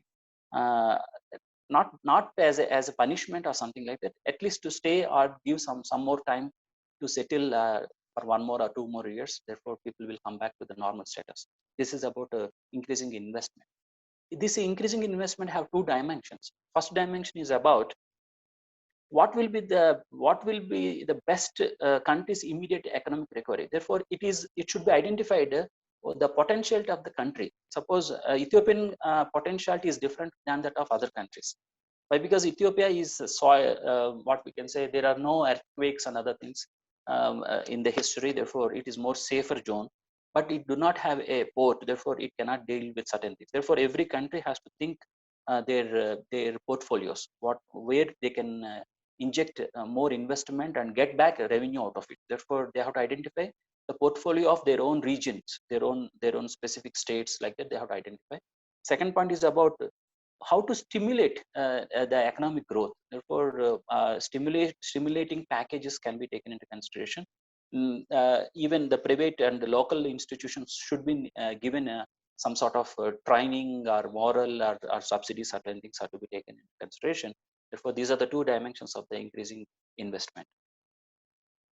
And the key questions to the government, what are the key questions comes to here is what? Invest locally. The government should encourage local investment. Suppose you take into consideration Ethiopia, major of the construction projects and other things are being given due to lack of technology, they are being given to the China. I'm sorry to say like that, India is also part of it, but not in the upfront. Chinese government are more friendly with the Ethiopian government. Therefore, they are doing huge money. Because of that, the foreign exchange challenges are coming into the country. Rather, they can identify a potential institutions within the country, and then they can encourage local investment. The second point, next point comes to identify and support the industries that will drive the economic recovery. They have to identify what are the industries simply can be supported within a short span of time. Likewise, you see China, they have established huge amounts of hospitals due to pandemic. Even in India, the same is the case. But here it is not there. They have given the challenge opportunity to others. The COVID-19 has given opportunities, business opportunities, but the government should be ready to capture those opportunities, not to give the opportunity. I am hungry, I have to eat the food, not to give the food to others, others to eat heavily, then you're keep starving. That's what is the consideration here. Promoting domestic spending through cash transfers. Therefore, we have to, spending habits have come down very, very drastically. People don't want to spend any on the luxury goods. People are not visiting any hotels, recreation, everything has completely stopped. Therefore, they have to identify, government should identify domestic spending. Why America is moving on, not saving in culture, they are spenders. They always take loans and then spend. They do not want to save, and then they are always creative. Therefore, here spending habits should be need some boosting from the government, cash transfers programs and other things, which is visible in India and some of the countries, but it is not there in Ethiopia. Protecting local business from foreign competitors. Some parts there is a competition, and some parts there is a collaboration. Therefore, if it is collaboration, local business firms with foreign business firms, if they are collaborating each other, that is absolutely great. But if they are competing each other in the market, then we can support the locals. Though I'm a foreigner here, but local first to the country's point of view. Therefore, I strongly say like this. And safeguard the industries that are vital to the national security, like defense and other things. They cannot ignore it. Why? Because in Ethiopia, we are having a conflict between two regions. One region, TPLF, who ruled the country for several years, more than 30 years. Now the government is fighting with a small territory. It is continuing. Nowadays, they have declared even a state of emergency. Earlier, they have declared state of emergency for coronavirus because of health crisis. They have declared state of emergency for 6 months or more than that. It has been implemented. But due to a conflict between one region, one small region with the federal government, the central government, now 6 months state of emergency has been declared. Therefore, there are many industries connecting to the defense and other things cannot be ignored. Therefore, once the funding is been going to the fighting and war and other, like a situation, but the business entrepreneurs are being completely ignored. And many people are on the roads, they do not find any jobs, and there are panic. We can see panic words, panic movies, panic pictures which we are seeing there. Even animals are dying in Borana area, lack of grass, and even human beings are malnutrition. Even children are dying there because of malnutrition. There are many challenges. Therefore, when the fund, I being a father, my salary has been devoted to fight. My children are becoming weak because of a lack of funds. Therefore, there should be a balance between this and that. And I hope God bless us to bring peace between these two regional conflict and among us the people. People are trying for it, but there is no resolution so far. And promoting exports and other things. Therefore, we have to promote exports and the skill to be taken into consideration for the future. These are all about the first point about increasing investment. Second point is coming to increasing in revenue. Heavy infrastructure. Sorry sir, to interrupt. Please try to conclude in a minute time. Yeah, I'm concluding, sir. Okay, I'm just 1 or 2 minutes. I conclude, sir. Okay, sir. Revenue side means heavy infrastructure projects are kept pending there. Therefore, they can rethink over it for multidimensional economy upliftment. And domestic spending can be taken into consideration, like low interest rates to the to the priority sectors, lending and other things can be taken into consideration. Increase the tariff for imports, not to release the foreign funds. Therefore, they can identify it. Encouraging spending from international markets, renegotiating the older trade agreements. There may be some trade agreements between the countries, between the business houses. Therefore, due to coronavirus, they can identify and the margins can be negotiated. Therefore, trade agreements can be rethink about it. Third point is about reducing the cost. Therefore, business houses, they are demanding for tax reliefs. Therefore, government may consider, but so far not yet been considered. And concessions, certain segments they can, utilities, power, they have given some concessions. And why? Because people are not earning for short span of time, short-term reliefs they have given up. Likewise, concessions can be taken into consideration. Innovation. Fourth point is about innovation. Across the globe, people are looking for innovation, not in the traditional mode of cycles. Therefore, innovation in all the fields, including teaching, we are going with the online mode majority of the time. Each and every field, people has to encourage for innovation. Spending should be there. Government, these are all the points on the government. So therefore, innovation is also priority for the government. That's what I would like to say. and intellectual property rights that also be taken. When your innovations are there, your right should be protected for the future generations even. Lastly, about workforce, people are totally upset. How long they can be upset? Therefore, we have to make them more. We have to give them some boosting, like upskilling. You get the skill and get a job. Likewise, we have to identify upskilling, reskilling, something like that. We have special programs. They have to identify managerial skills, digital skills, or industrial expertise skills, knowledge sharing. Many things have to be taken into consideration. Therefore, I'll wind up my session. Thanks for the opportunity. I would like to end up by saying that a Chinese word, crisis, it has two dimensions. It's not only to represent the danger, but it represents an opportunity also. Therefore, any challenge should make us stronger than what we are earlier. Thank you very much, sir. Thank you, madam. Thank you, Ravindra Rana, sir, and Charles, sir. Thank you very much. Thank you, Dr. Ravi Makarta. We move on to Dr. Taiwo, if you are available and your technical issues have been sorted out. Dr. Taiwo?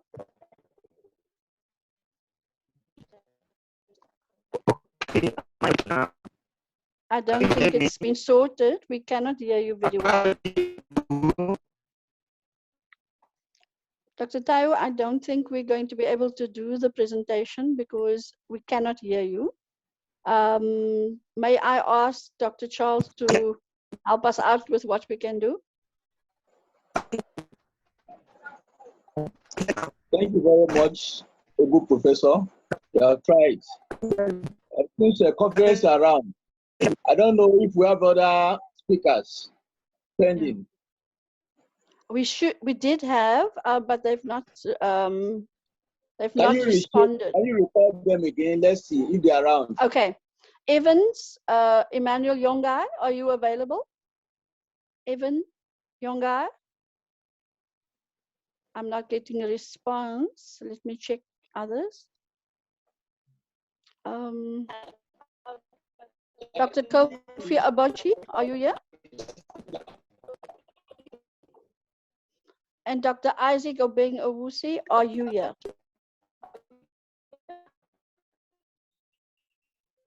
I'm not getting a response, Professor Charles. Okay. What about Confidence? Is Confidence around? Confidence? I have not heard from Confidence. Yes, I'm here. Oh, there you are. Hi, Confidence. Yeah, actually, I'm supposed to be co-moderating with you. That's why I have a small challenge, but I'm here now. Okay, welcome, Confidence. Okay. Thank you. Professor Charles, perhaps with Dr. Taiwo's presentation, could perhaps be distributed through our other, through the WhatsApp group or email, because it doesn't seem like he's going to be able to do the presentation. So, okay. If we can agree on that. If we have any questions, if there's any questions. Okay. Confidence, do you want to take over, or would you like me to continue? Yeah, I think I will just say a little on the topic about some 2 to 3 minutes. Go ahead. Okay. So thank you very much. My name is Confidence Ejay.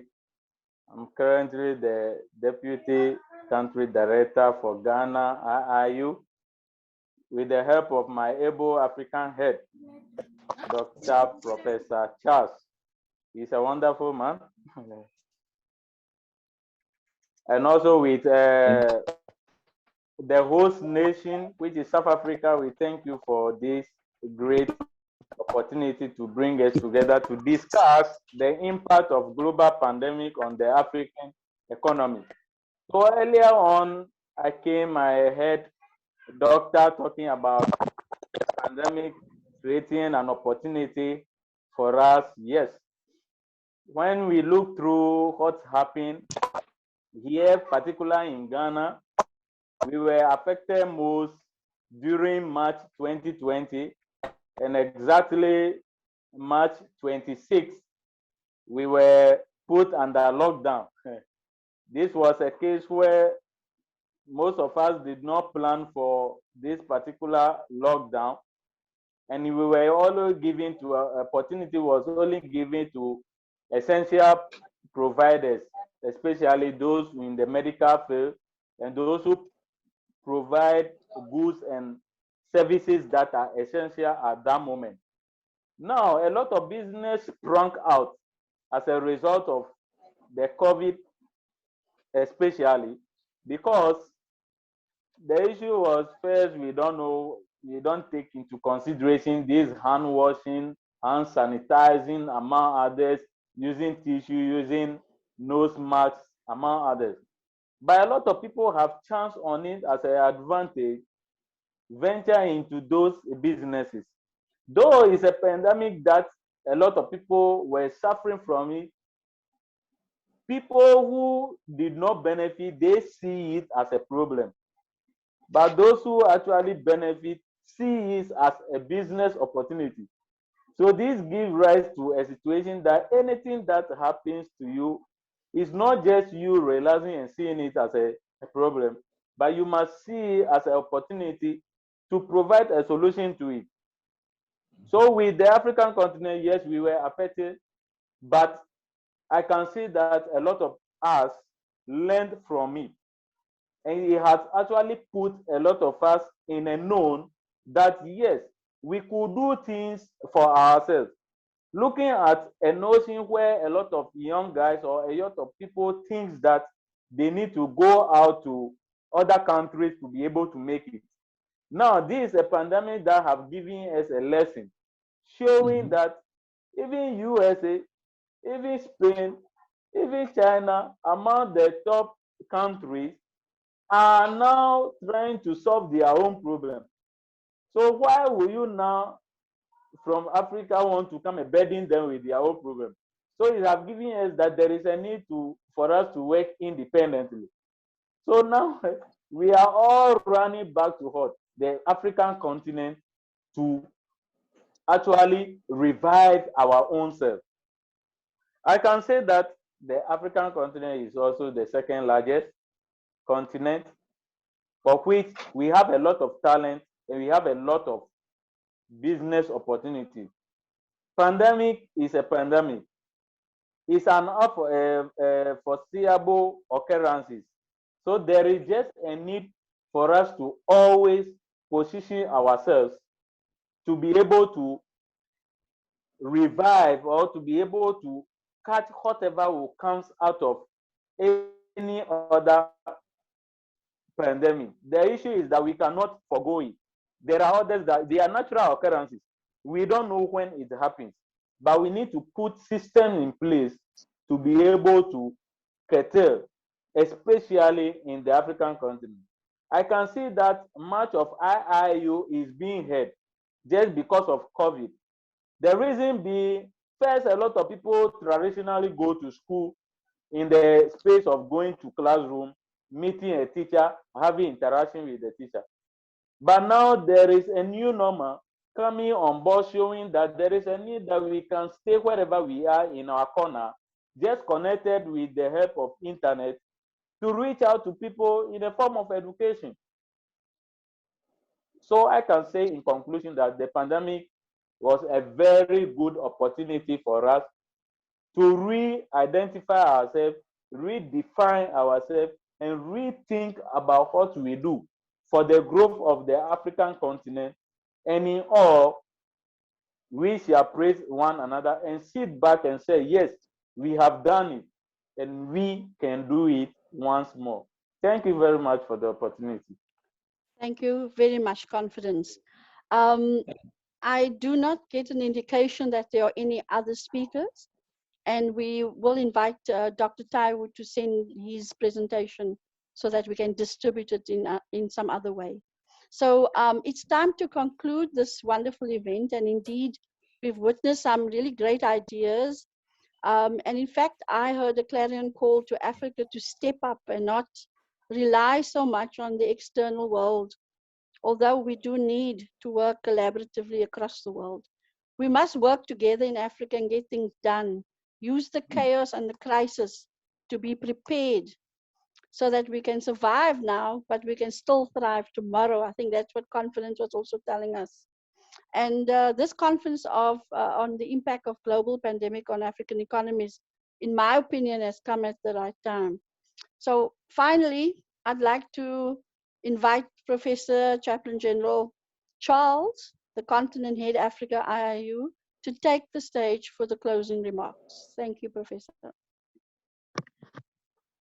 Well, before I think. Thank you very much, my dear sister. You tried. Welcome to empower you. Actually, the vote of thanks. One of our board of director, two of them are here. I think Corona should be able to give us vote of thanks together with NADA. I want two of them to give us. They are one of our directors, one of the governing body of IIU. They are both there. So I want two of them to give the vote of thanks, and the closing prayer will be said by the country director, South Africa. Thank you. Well, thank you very much, colleagues, Prof. Charles and Prof. Lorna. From the bottom of my heart, I would like to thank all the keynote speakers from different corners of Africa, particularly Professor Yared from Kenya and Professor Charles, the continent director, continent head, as well as the country head of Nigeria, and also our younger brother Confidence as a moderator. And we have colleagues from Ethiopia, Dr. Ravi Kant, and also Mrs. Kavita Behra. And we do have Taiwo. In fact, Taiwo is trying to come in a couple of times, but due to technical reasons, he couldn't able to talk to us. And we must also thank our beloved brother and renowned professor, Professor Mamo Muchi from Tswana University of Technology, and all other fellow colleagues. And also we have a country director, Croatia, Professor Nada, and Dr. Kalyani Rao, one of the top officials, board of directors, and our beloved brother, Dr. Piyush Pandit, who is the co-founder of the IIU, and all of the top and bottom officials. And I can also see our another brother, Kawa Pop, and he's also one of our important partner of IIU South African team. So I would like to thank the participants. Without participants, I think our event will not take place. And thank you one and all for your precious time, and also the insights that all our speakers they shared. And I must thank Prof. Lorna. Patiently, you handled very well. I couldn't give more interaction because I cannot have time. At least it takes me half an hour to give introduction about Prof. Lorna, who is a renowned scholar and academic administrator, and who got more than 30 odd years experience at the University of Western Cape. And she held lots of positions actually. So in bringing the African scholarship actually. So that is what Prof. Lorna is all about. And so we have, if I miss any other colleagues, and my apologies. And so I would like to thank one and all, particularly our technical team from IIU International Internship University. And thank you one and all. So I'd like to hear from Corona too, to give a vote of thanks, together with Nada, to give a vote of thanks.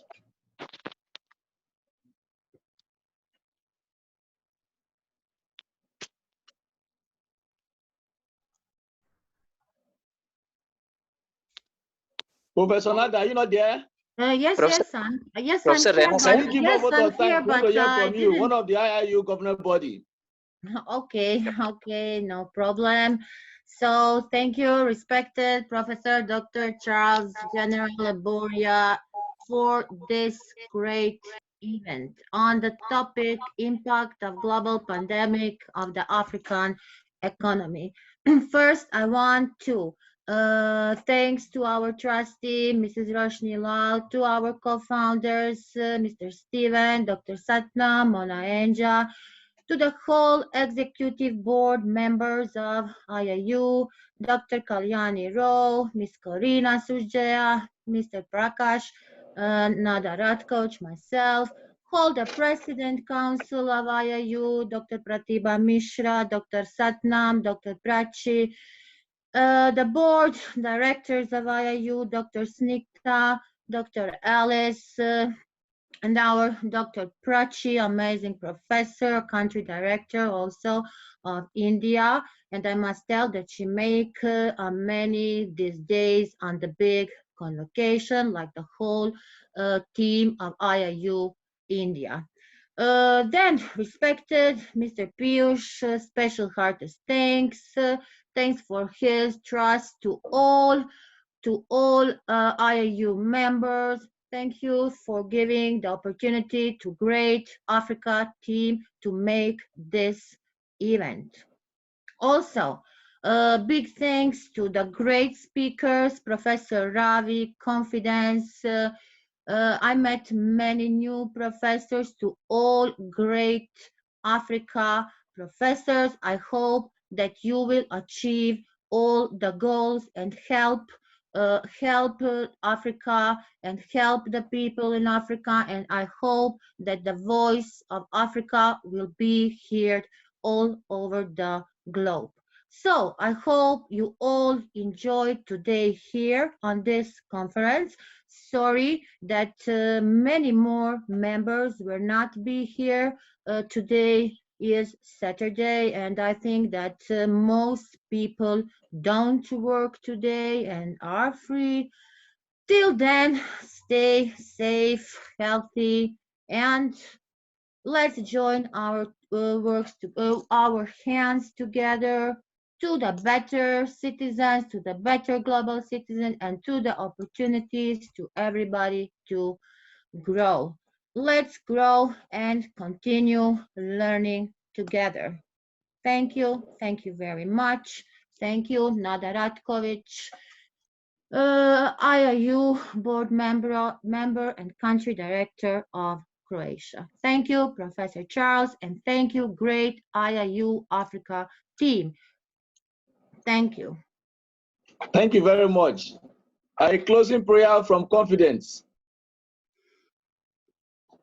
Can we have one, Ravindra, sir, Professor, sir?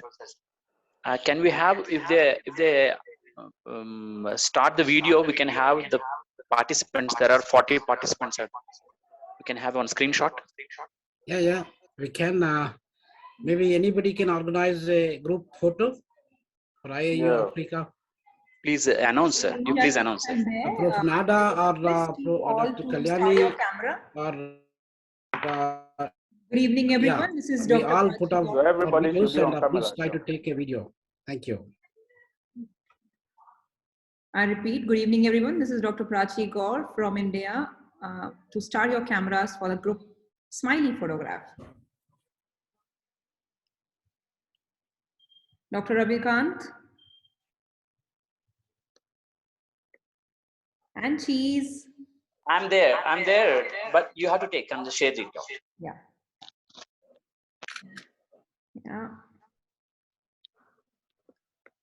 Say cheese. Cheese. Yeah, I can take one more. Yeah, just taking one more. Thank you so much. Thank you. Thank you. Okay, so let's have the Thank you very much. prayer. Thank you, everyone. Yeah, thank you. Thank you. So, Almighty Father, we thank you for this great day. We give you all the glory for you very much are for our your God. confidence. Yeah. A You special are thanks God. to You Professor always be Sriram with us. Prasad from Nepal and Dr. Corina from Romania. So all other colleagues. Thank you. Thank you so much. Is the good regards.